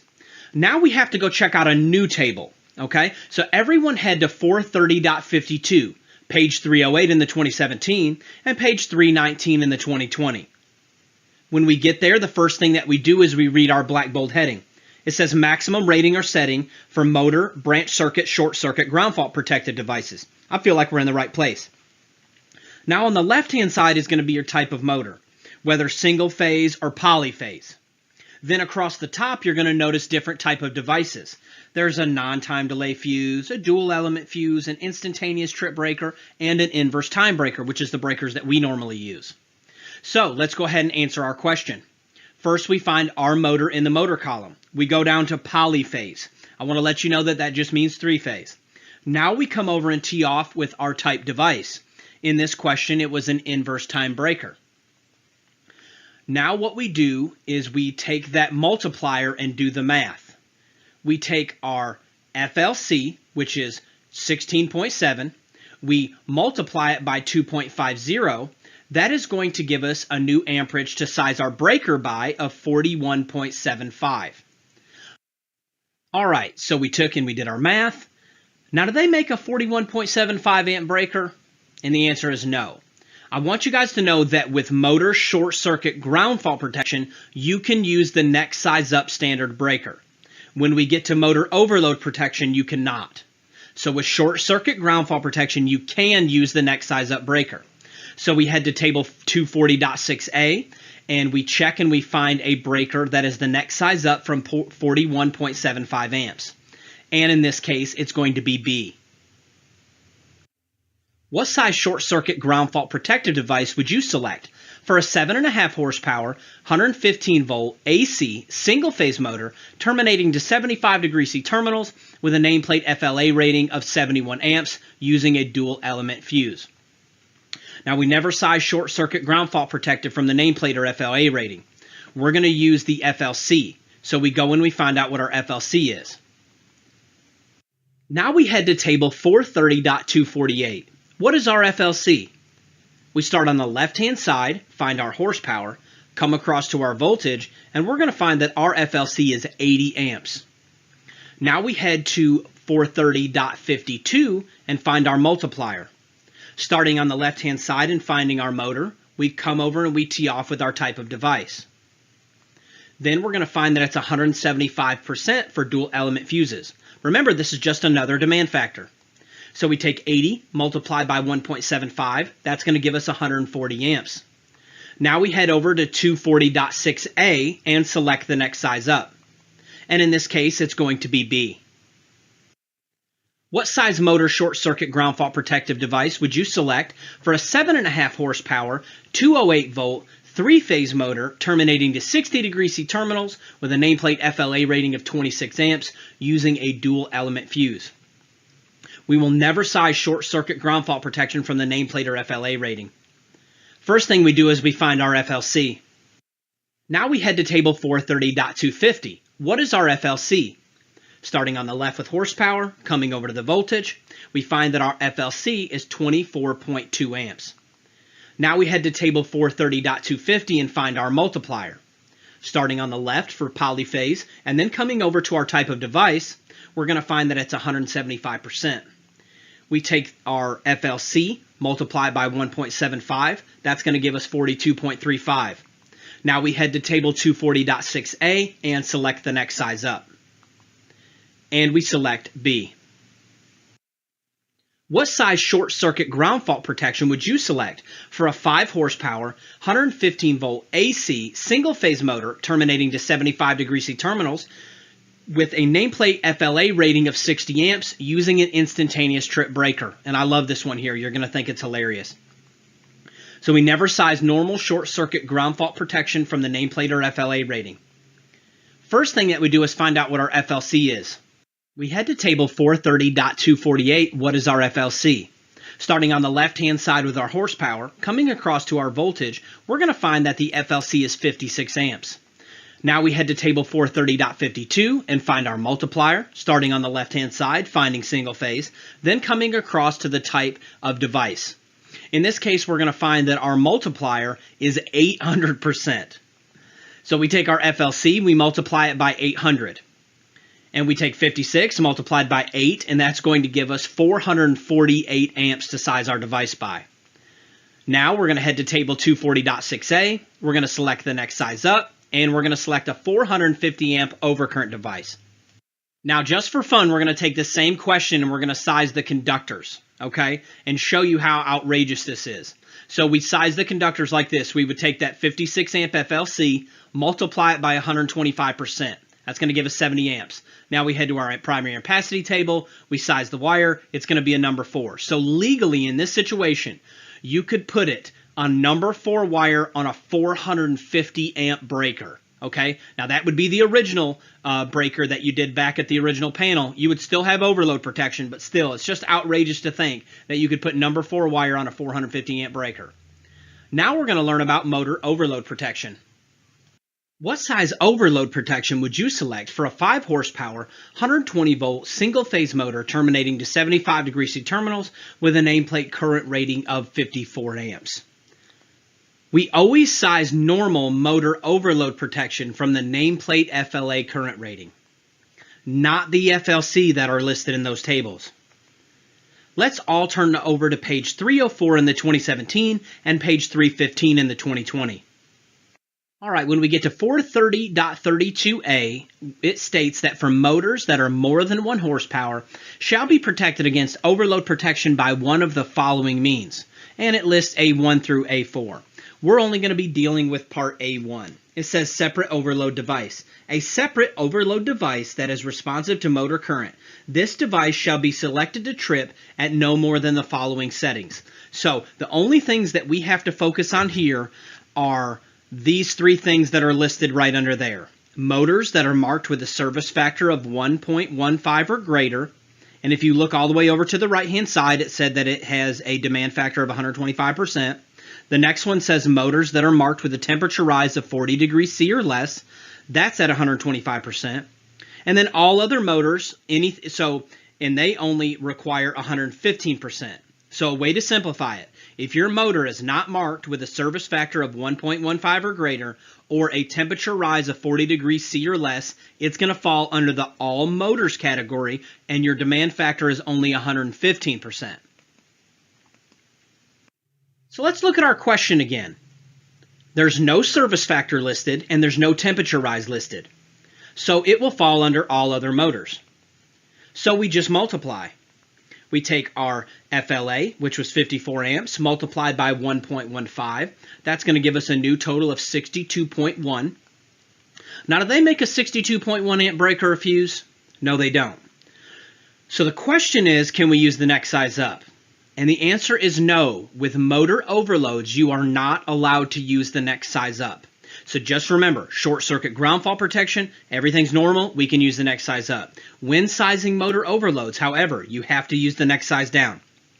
So we still head to our table 240.6a, and we're going to select the next size down, which in this case is going to be A. Great job. What size motor overload protection would you select for a 7.5 horsepower, 208 volt AC 3-phase motor terminating to 60 degree C terminals with a nameplate FLA rating of 22 amps? Remember, we'll always size normal overload protection from the nameplate FLA rating, not the FLCs that are listed in those tables. Also, we have to remember to use the next size down protective device for normal overload questions. So let's look at our question again. There are no service factors and no temperature rise listed. So it's going to fall under all other motors. We take our FLA, multiply it by 1.15. That gives us 25.3. Now we head over to 240.6a and select our device. And we should select the next size down, which is going to be a 25. Great job. What size overload protection would you select for a 5 horsepower, 120 volt AC single phase motor terminating to 75 degree C terminals with a nameplate current rating of 54 amps and a marked service factor of 1.18? All right, so we're still going to go back to the same section, but we need to check what the demand factor is for a service factor. So we head over. We always size normal short circuit ground fault protection from the FLA rating, not the FLC that are listed in our tables. And we're always going to select the next size down. So let's look at our question again. There is a service factor listed. We're going to go back to our code book here, and we're going to select a 125% multiplier. We take that 54 amps multiplied by 1.25. That's going to give us 67.5. We're going to head to 240.6a using our OCPD tab, and we're going to select the next size down, which in this case is going to be D. What size motor overload protection would you select for a 3 horsepower, 230 volt AC single phase motor terminating to 75 degree C terminals with a nameplate FLA of 15 amps and a temperature rise of 37 degrees C? We always size normal motor overload questions from the nameplate FLA, not the FLCs listed in these tables. And we always use the next size down when selecting our protective device. Now let's look at our question again. In this case, there is a temperature rise. So we head back to our code book. We select our multiplier of 125%. We take 15 multiplied by 1.25. That's going to give us 18.75. We head to 240.6a, and we're going to select the next size down, which is going to be D. Great job. What size overload and short circuit ground fault protection would you select for a 5 horsepower, 230 volt AC single phase motor terminating to 60 degree C terminals with a nameplate FLA rating of 23 amps using fuses for the overload protection and an inverse time breaker for the short circuit ground fault protection? So first let's size our overload protection. We use our nameplate FLA rating for it. There's no service factor or temperature rise listed, so it falls under all other motors. We take our 23 amps, multiply by 1.15. That gives us 26.45. Now head to 240.6a, select the next size down. That's going to be a 25. Now let's size our short circuit ground fault protection. We're going to use our FLC. In this case, we have to look it up. In this case, we are dealing with a single phase motor, so we're going to go to 430.248. We find that our FLC is 28. Now let's head to table 430.52. We're going to select our multiplier. We take 28 multiplied by 2.50. That's going to give us 70. We head to 240.6a. We select the next size up, and it's going to give us a 25 amp overload on a 70 amp short circuit ground fault protection. Great job. Now we're going to learn the 3 different tables that we size almost all of our grounding and bonding conductors. There are 3 classifications of grounding and bonding conductors. The first one is the grounding electrode conductor. That's the GEC. That is the wire that's physically installed from, we'll say, the ground rod all the way to the panel, or the footing ground all the way to the panel. The second classification are bonding jumpers. Now, a good example of a bonding jumper is the main bonding jumper. And I don't know if you've ever seen that green screw in the back of a panel. You know how sometimes we'll screw that screw in if we're at the first point of disconnect? That screw right there is actually called a main bonding jumper. They can also be made of wire, and you may have also seen them as the strap that you turn into and connect the neutrals and grounds if you're at the first point of disconnect. Or sometimes you just use that little strap, which is made up of a piece of copper, and we're going to use that to bond the frame of the panel. That's one example of a main jumper. There's system bonding jumpers, supply side bonding jumpers. We're going to learn how to size those today. And the third classification is the equipment grounding conductor. That's the EGC. And that is going to be the conductor that we run with our circuits, isn't it? You know, it'll be either green or bare or stranded or solid. It can be any one of those variations. A good example is inside of a Romex jacket. Typically, it'll have a hot, a neutral, and a bare ground, won't it? That is an example of an equipment grounding conductor, and we're going to learn how to size those today. Let's learn about sizing grounding electrode conductors.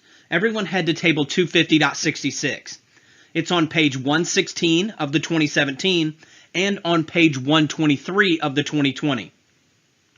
Pause the video now if you need to. So the first thing we get there is we check the black bold heading and make sure that we're at the right table. And I cannot stress to you enough, the next 3 tables that we're getting ready to learn almost look identical. And if you don't read the black bold heading when you get to the table, you can be off in a heartbeat. I mean, these 3 tables look almost identical. So when we get to our table, it says 250.66, grounding electrode conductor. Great, I feel like we're in the right table. So starting on the left-hand side are going to be 2 columns, and on the right-hand side are going to be 2 columns. Let's break those down now. So on the far left-hand side, those 2 columns are the size of the ungrounded hot conductors. So whatever your service is, these are based off the size of the ungrounded hots. You're going to have a copper column and an aluminum column. Okay? So if your main conductors, your hots are made of copper, you're going to select from the copper side first. And then when you come over to the other side, you're going to select depending on the make and composition of the grounding electrode conductor itself, you're going to select from copper or aluminum. Okay? So let me be very clear and very slow right here. If our mains are made of copper, we select from the copper side. If our mains are aluminum, we select from the aluminum side. Then there's a second conductor involved. It's the actual GEC itself. And we have to cross over and make sure we select from the right column, whether copper or aluminum. Because it's very easy to go copper and then want to go straight over to copper.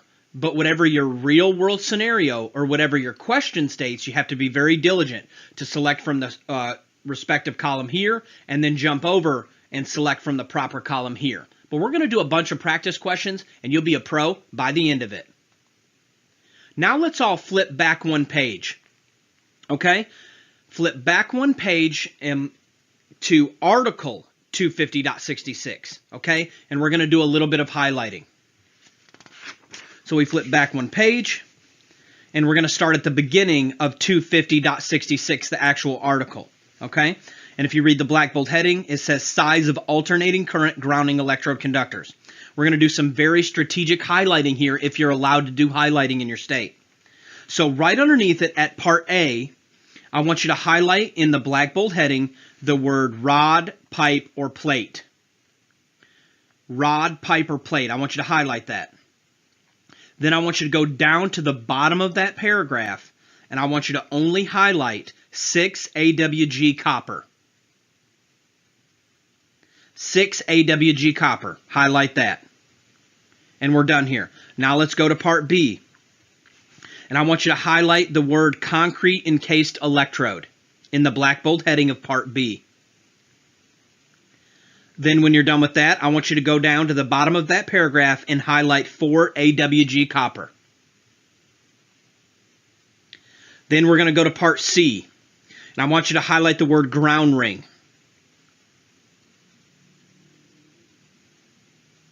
And depending on what code book you're in, for this one, we have to flip back a page or two. Okay? We have to flip over to 250.52. I want you to flip a couple pages back to 250.52. And it's in Part A, and it's Part 4. And you'll see the black bold heading that says ground ring. At the bottom of that paragraph, I want you to highlight the 2 AWG. Because that's the minimum size it's allowed to be. And all of this is going to make sense here in just a moment. Because there's two ways that we size grounding electrode conductors. And I think this is where most people get lost. Because I know when I first got started, I didn't know the difference. And I guarantee I did it wrong every time. But there's two classifications of grounding electrode conductors. You're either going to size it based off of Table 250.66 if the electrode is not mentioned. Or if the electrode is mentioned in your question or in your real world scenario, you're likely going to be using Article 250.66, Parts A, B, or C. And we're going to go through this step by step. Let's get to it. All right, now let's reiterate these ground rules for sizing grounding electrode conductors. If no electrode is mentioned, the type of electrode, so if it doesn't say ground rod or footing ground or anything like that, you're going to use Table 250.66 at face value. If the electrode is mentioned, we first need to check 250.66 A, B, or C. If the electrode is not mentioned in 250.66 A, B, or C, you would go back to the table. But usually if there's an electrode mentioned, you're going to be using A, B, or C. And this is a very easy one that you can get on your test. Once you learn how to do this, you get those grounding and bonding questions, you'll be able to flow right through them. You're one step closer to being a licensed electrician. What size copper grounding electrode conductor would you select for 100 amp service with number 4 main copper service conductors? So the first thing we're going to look at our question doesn't mention the type of electrode. No, so we're going to use Table 250.66 at face value. So starting on the left-hand side, we're going to select the type and size of the service conductors. So we have to go back to our question. It says copper service conductors, so we're going to start on the copper side. Then what we're going to do is go to the right side and we're going to select the right type and size of the GEC. So when we cross over to the table, we have to look back at our question and it wants a copper grounding electrode conductor. So we go from copper to copper and we make our selection. So we come across, when we tee off, we find out that we're going to select a number 8. Great job. What size copper grounding electrode conductor would you select for a 225 amp service with 3/0 main copper service conductors? So the first thing, does it mention the type of electrode? No, so we're going to use table 250.66 at face value. So starting on the left-hand side, being careful to reread our question, in this case we're going to start on the copper side. Then when we go to make our GEC selection, we're going to slide over to the right, we're going to look at our question again, and we're going to select from the copper side over here as well. And in this case, we're going to find that we would be required to have a number 4, and we would select C. Great job!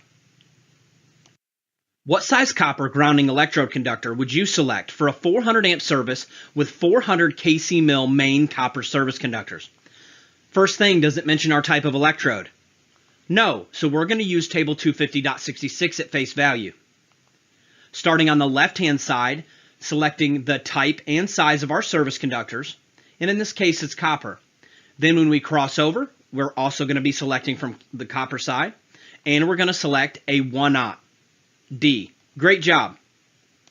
What size copper grounding electrode conductor would you select for a 400 amp service with parallel 2/0 copper main service conductors? First thing, does it mention the type of electrode? No, so we're going to use table 250.66 at face value. Normally we start on the left-hand side and then make our selection, but we're dealing with parallel conductors, and this is how we handle it. So let's head to Chapter 9, Table 8. First, we need to find the approximate area of one 2/0 conductor, just like we did with voltage drop. So we go down on the left-hand side, we're going to come over, and we're going to find the area in circular mils, just like we did for voltage drop. So each 2/0 copper service conductor, starting on the left-hand side to find our wire, then coming over 2 small columns to the circular mils and area, we're going to find that each 2/0 is 133100, and that is in circular mils. But we have 2 of those conductors, so how we handle this is we just multiply it by 2, and that's going to give us our total C mils, okay? Once we get our total C mils, we're going to head back to our original table, back to 250.66, and we're actually going to find where that conductor falls in our table. Now this is listed in C mils. If we wanted to turn it into kc mils, we would just divide by 1,000, but it's pretty easy if you just leave it in the C mils.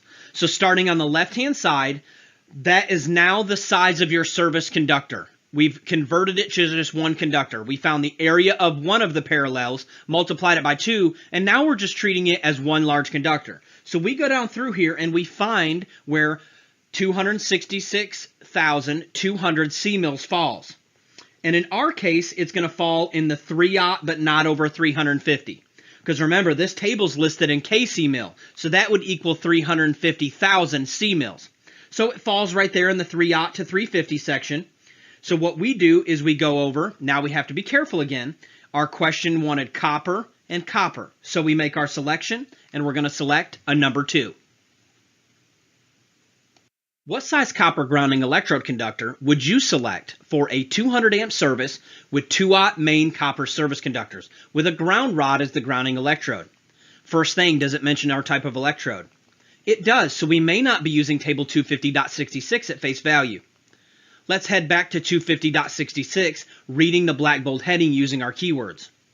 We've already done our highlighting, so we're going to find that part A states rods, pipes, or plates. Now looking down to our other highlighted mark, or at the bottom of the paragraph, we're going to find that it's not required to be larger than a number 6. Great job! What size copper grounding electrode conductor would you select for a 200 amp service with 2/0 main copper service conductors with a concrete encased electrode? First thing, does it mention our type of electrode? It does, so we may not be using table 250.66 at face value. The first thing we do is we head straight back to section 250.66, reading in the black bold headings, looking for keywords. So we've already done our highlighting, so this should be very simple. When we look at it, we're going to see that part B states concrete encased electrode. Then all we have to do is go to our second part of our highlighting, and we find out that it is not required to be any larger than a number 4. Now, this supersedes what the table says. That's why we have to be very careful, and this is where a lot of people get the answers wrong on their actual examination, because this value over here in Article 250.66 actually supersedes the table. So if the type of electrode's mentioned, go check A, B, or C and see if the answer is listed there. And we're going to select C on number 4. What size copper grounding electrode conductor would you select for a 100 amp service with number 2 main aluminum service conductors? First thing, does it mention the type of electrode? No, so we're going to use table 250.66 at face value. Starting on the left-hand side, being very careful to check the type and size of our service conductors. In this case, it's aluminum, so we have to start here in aluminum. We go down to where our conductor falls, then we have to be careful. It wants a copper GEC, which is very common. Main service HOTS, and then use a copper grounding electrode conductor. So then we come over to the right to being sure to be in the copper column, and we're going to make our proper selection. And we select A. What size copper grounding electrode conductor would you select for a 225 amp service with 250 kc mil main aluminum service conductors? First thing, does it mention the type of electrode? No, so we're going to use table 250.66 at face value. Starting on the left-hand side with the type and size of service conductors, very careful, it's aluminum. Then when we make our crossover, being sure to go to the copper side because that's what it's requesting, we make our selection, and we're going to find that it's not required to be larger than a number 4. What size copper grounding electrode conductor would you select for a 400 amp service with 500 kc mil main aluminum service conductors? First thing, does it mention the type of electrode? No, so we're going to use table 250.66 at face value. Starting on the left-hand side with our type and size of service conductors, in this case aluminum. Then when we cross over, it's asking for a copper grounding electrode conductor. When we look through there and we tee off, we're going to find that it's not required to be larger than a number 2. Now let's learn how to size equipment grounding conductors, EGCs. And for that, we're going to use table 250.122. It's on page 125 of the 2017 and on page 133 of the 2020. And I love this table because it's so easy to use. There's not all these crazy exceptions. It's very simple. So when we get there, the first thing that we do is we read the black bold heading to make sure we're in the right table. Minimum size equipment grounding conductors. Great, I feel like we're in the right table. Now this table's laid out like this. It has the size of the overcurrent protective device on the left, then the size of the EGC on the right. So we have our overcurrent protective device in amps, and then we have a copper and aluminum. So we just have to be careful when we cross over to make sure we select, from the proper column, but it's really simple. Size of the breaker or fuse on the left, copper or aluminum on the right. Let's get to it. What size copper equipment grounding conductor, EGC, would you select for a service with a 200 amp main breaker and 4-aught copper conductors? Doesn't matter what the conductors are. In this case, it's always based off the size of the overcurrent protective device. So we head to table 250.122 using our EGC tab. We always size our EGC based off the overcurrent protective device size. So in this case, what should we use for a copper at 200 amps? When we slide over, being sure to select from the copper side, we're going to select A. Great job. What size aluminum equipment grounding conductor would you select for a service with a 100 amp main breaker with number 2 aluminum conductors? So we head to table 250.122 using our EGC tab. Then we're going to base our EGC off the size of the overcurrent protective device. And we're going to be sure to cross over to the aluminum side, and we're going to select D. Great job. Now we're going to learn about sizing bonding jumpers. This is done in table 250.102C1. Now there's not a tab for this one, but if you watch my how to make your own tabs video that is back in week 1, it will show you how to make your own tabs. And this is one of the ones that I highly recommend making. I call it bonding jumpers or something like that. But to head to this table, we're going to head to page 119 of the 2017 and page 127 of the 2020. When we get there, we check the black bold heading to make sure we're in the right table. And when we look at it, it says grounded conductor, main bonding jumper, system bonding jumper for alternating current. Great, I feel like we're in the right table. Now this table is laid out very similarly to the GEC table, the 250.66. That's why you always read your black bold heading to make sure you're in the right table. So we're going to have the size of the ungrounded hots on the left, size of the bonding jumper on the right. We have copper and aluminum, and we have copper and aluminum. So these questions are laid out very similar, but we have to make sure that we're in the right table. What size copper main bonding jumper would you select for a 200 amp service with 2-aught copper conductors? So we're going to head to table 250.102C1. You're going to size the main bonding jumper based off the largest ungrounded service conductor. Starting on the left-hand side, we select our type and size of the service conductors. In this case, it's copper. Then on the right side, we're going to go over and we're going to select a copper main bonding jumper. And we're going to select A. Great job. What size copper main bonding jumper would you select for a 100 amp service with 1-aught aluminum conductors? So we're going to head to table 250.102C1. We're going to size our main bonding jumper based off the largest ungrounded service conductors. Starting on the left-hand side, we're going to be careful to select our type and size of the service conductors. In this case, it's aluminum, so we start on the aluminum side. Then we're going to cross over to the copper side.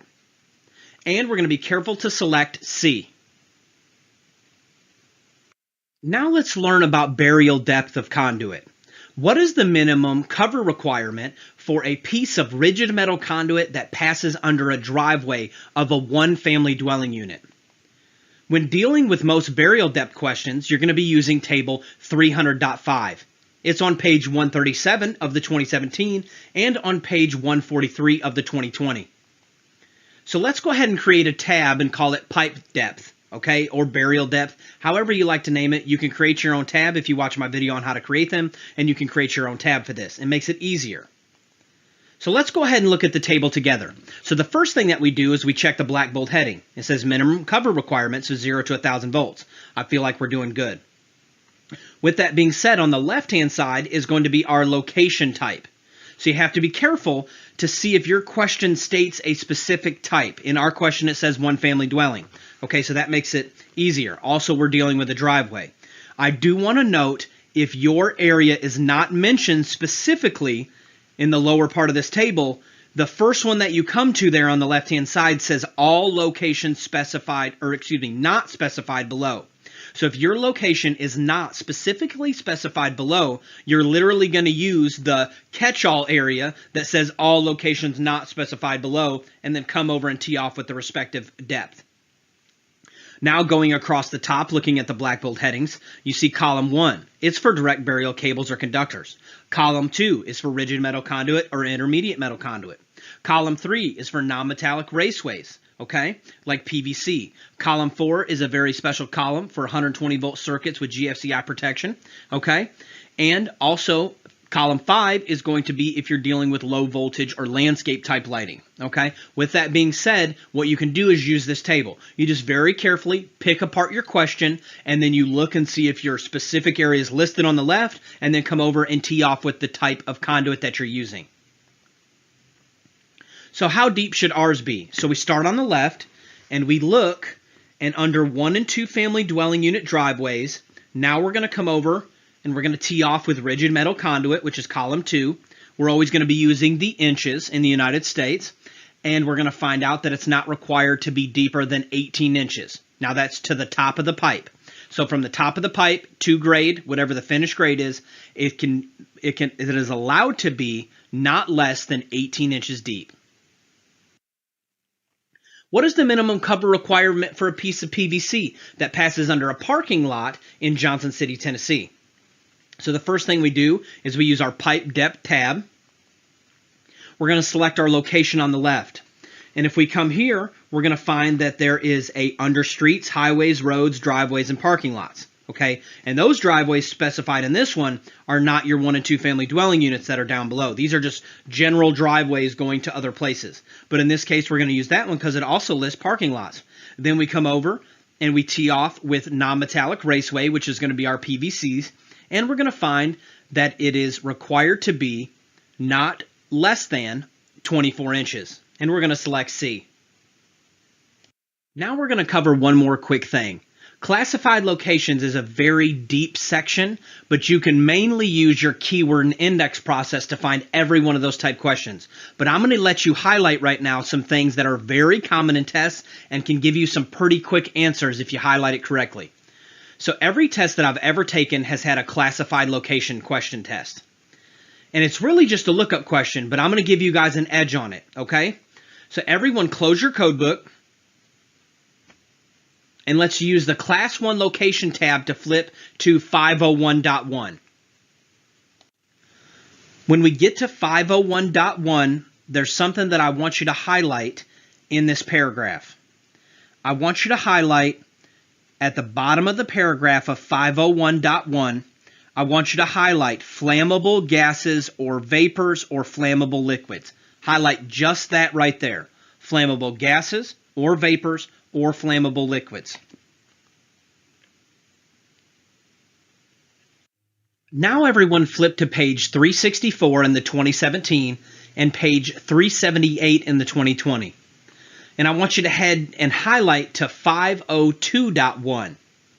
And I don't want you to highlight the whole thing. The only thing I want you to highlight is at the bottom of that paragraph, I want you to highlight the word combustible dust.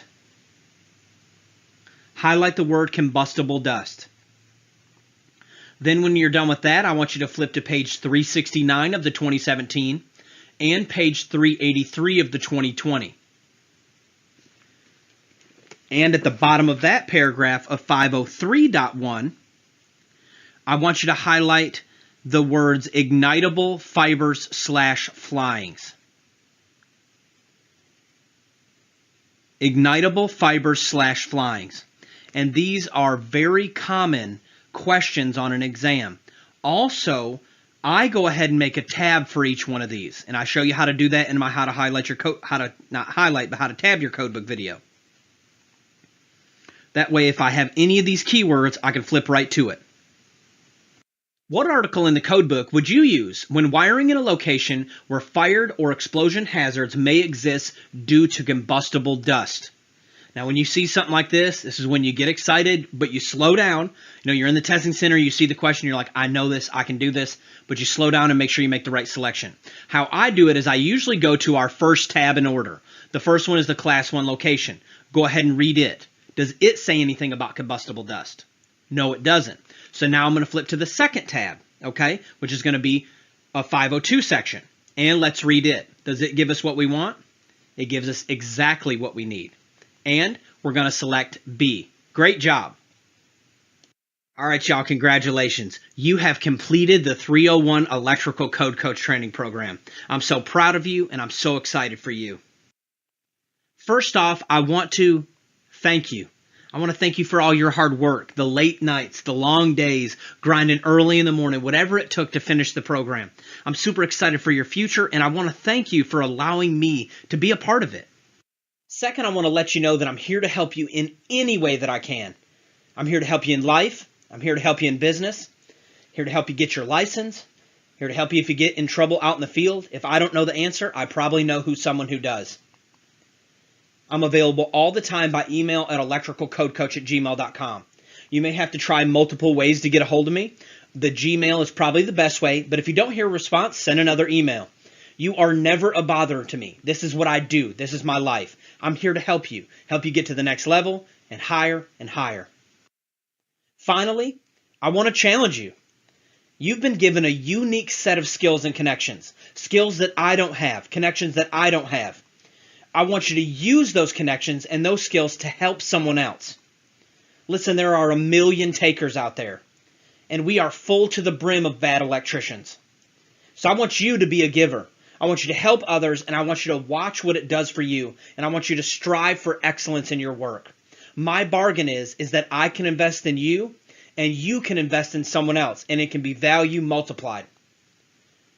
Listen, I want you to strive for excellent work. Not every job will be pretty, but I want you to do everything you can to make it technically correct. You can do it. You're an electrician. You're at the next level. That's what sets us apart from everyone else. And listen, if you make mistakes, admit them, learn from them, and keep on pushing. You are as close as you've ever been to being a licensed electrician. You really have two options: push harder or quit. You decide.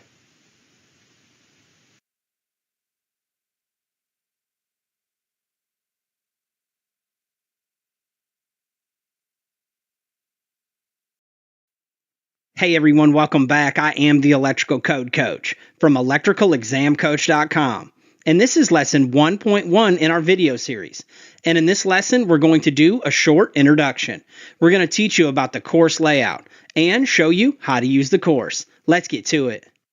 A little bit about me. I'm the baby of 6 children, and we grew up absolutely dirt poor.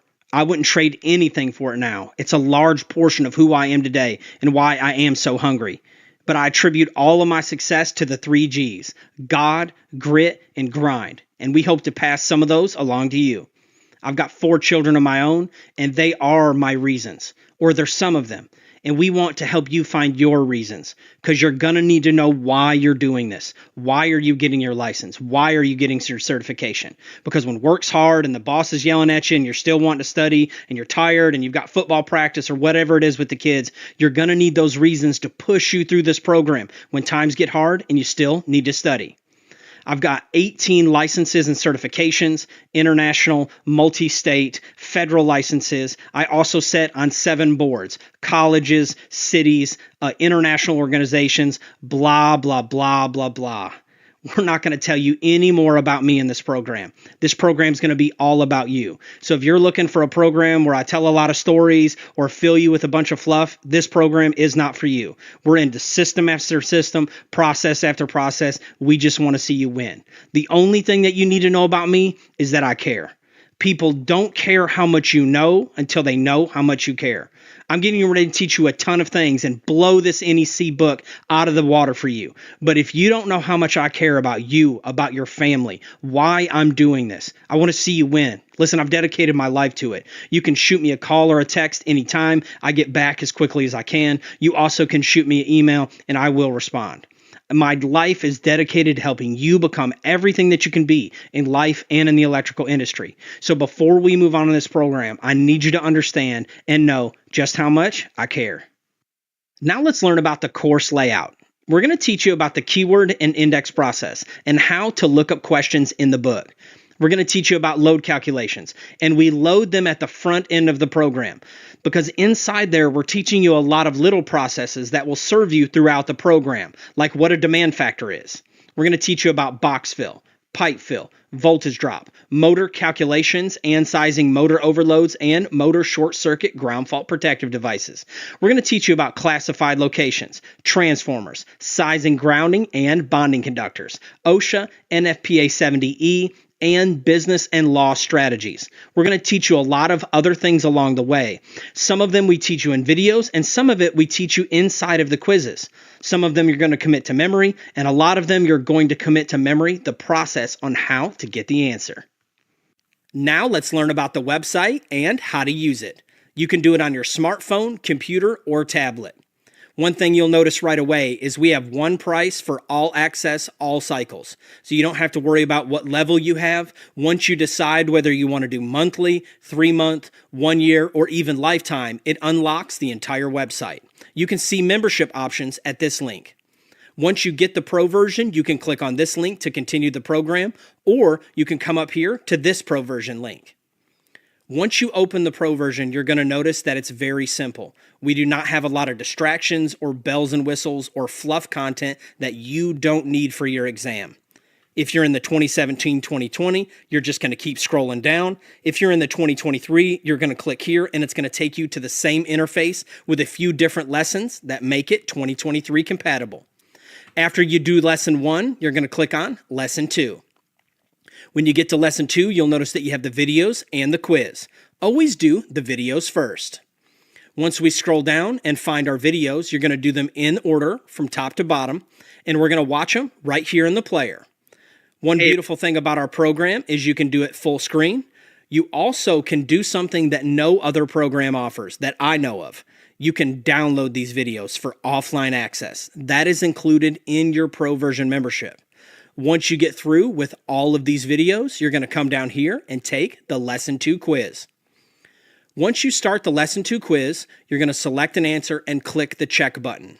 Now, all of our answers are going to show up right then to tell you if you've got it right or wrong, and down below is where you have your custom feedback. Some of the questions have individual videos that we've made to answer that question or a similar question just like it. So you'll just click play. What is the resistance? And in this case, it's going to go through and answer this exact question in video form and give you a detailed breakdown. If you're not able to watch video or you prefer to learn by text, the text will show up underneath it so you can learn that way as well. Then you'll select the next question and go on through the program. Once you've finished all of the video lessons, and don't skip any of them, it's very important that you finish them all. They're very short and very succinct. But once you finish them all, then you're going to go to the ECC Testing Center. And this is where the magic happens. We go through and we have topical quizzes, grounding, bonding, conductors, cables. Then we have our grind out quizzes, which are just question after question after question. Then you can come down and take your simulated exam. Once you work through all of the Pro version and all of the ECC Testing Center, you're ready to take your exam and see where you're at. You'll notice in the bottom left hand of each video that you're going to have your compatibility for that video. If you notice a video like this that has the 2023 crossed out, then that means you're not on the 2023 version on the website. You need to go back to the Pro version, scroll to the 2023, and go through it. If it's cross-compatible with all of them, you're going to have the 2017, 2020, and 2023 logos down in the bottom. That's the end of lesson 1.1. You can head over to electricalexamcoach.com to sign up for the Pro version. I am the Electrical Code Coach, and my bargain is that these videos will add value to you, and you will in turn add value to others. Let's get to it. Hey everyone, welcome back. I am the Electrical Code Coach from electricalexamcoach.com, and this is lesson 1.2 in our video series. And in this lesson, we're going to be learning all about the keyword and index process. Let's get to it. The keyword and index process is a three-step process. Step 1, we're going to read the question and the answers twice. Sometimes when you read a question the first time, you'll think that it's leading you to a certain part of the index or a certain part of the code book. But when you reread it, you'll realize that it was actually asking something else. And you always want to read your answers twice, because once we do get to the correct section of the code book, you're going to need to know what the answers are, and hopefully it will pop off the page for you. Step 2, we're going to pull all the keywords from the question. You're going to be in a testing center setting, and they're going to give you a pencil and something to write on. You can write down the keywords, or you can continue to look back and forth at the screen until you feel comfortable with where you are in the book. I highly recommend that while you're using my program, practice doing both. Practice writing down the keywords, and then practice just looking back and forth at the screen until you find what you're looking for. And step 3, and probably the most important, is you're going to ask 2 questions. Where am I and what am I wiring? The first thing you're going to ask is, where am I? Am I in a kitchen? Am I in a bathroom? Am I outdoors? Am I indoors? And what am I wiring? If you can focus on that, that is going to give you the overall theme, and that'll help you get there quickly in the code book. Let's get to it. Now let's use the keyword and index process to answer this question. Step 1, we're going to read the question and the answers twice. Step 2, we're going to pull all the keywords. I like to start with about 2 or 3, but if the question gets really tough, you may have to go for more. Let's start with disconnecting, service, and maximum. And step 3, we're going to answer these 2 questions. Where am I and what am I wiring? Well, in this scenario, I'm going to be outside, aren't I, if we're wiring a service? And that answers my question. I'm wiring a service. And that's going to help us hone in on the theme of the question. Now, when we look at our possible keywords, the one that pops out the most is going to be service. Let's start there and see if we can find anything. Let's start with S for services. The index is located at the back of your code book. Pause the video now if you need a moment to get there. When we get to the index, we notice that it's in alphabetical order. And we're going to use those black bold headings to look for our first keyword. And in this case, it's service. And when we get to the S's, we notice that there are a lot of black bold headings about services. Service conductor, service entrance, service lateral. we want to try to be as specific as possible. So we're going to look for something about service or services. And after we look for a few moments, we'll notice that we find services. Now, underneath that black bold heading, you're going to notice some lighter headings. And those are going to be what you look for with your second keyword. And in this case, I would go with disconnecting means first. So we look for D underneath that services subheading. And sure enough, we find something about disconnecting means. When we look, it gives us a couple of different code references. So we're going to start with the first one first, and then we'll go to the second one. One thing I want to note out here is that while we go to this first reference of 230.71, you need to keep your hand or a piece of paper in the back of the book. So just in case it's not the reference we need, we can quickly flip back to the index and go to the next reference. Once we head to 230.71, this is when we need to slow down. We're going to take our time and read the black bold headings. You're always going to navigate your codebook using the black bold headings. You do not have a lot of time in the testing center. So you've got to decide what paragraphs you're going to read because you don't have time to read large sections of the codebook.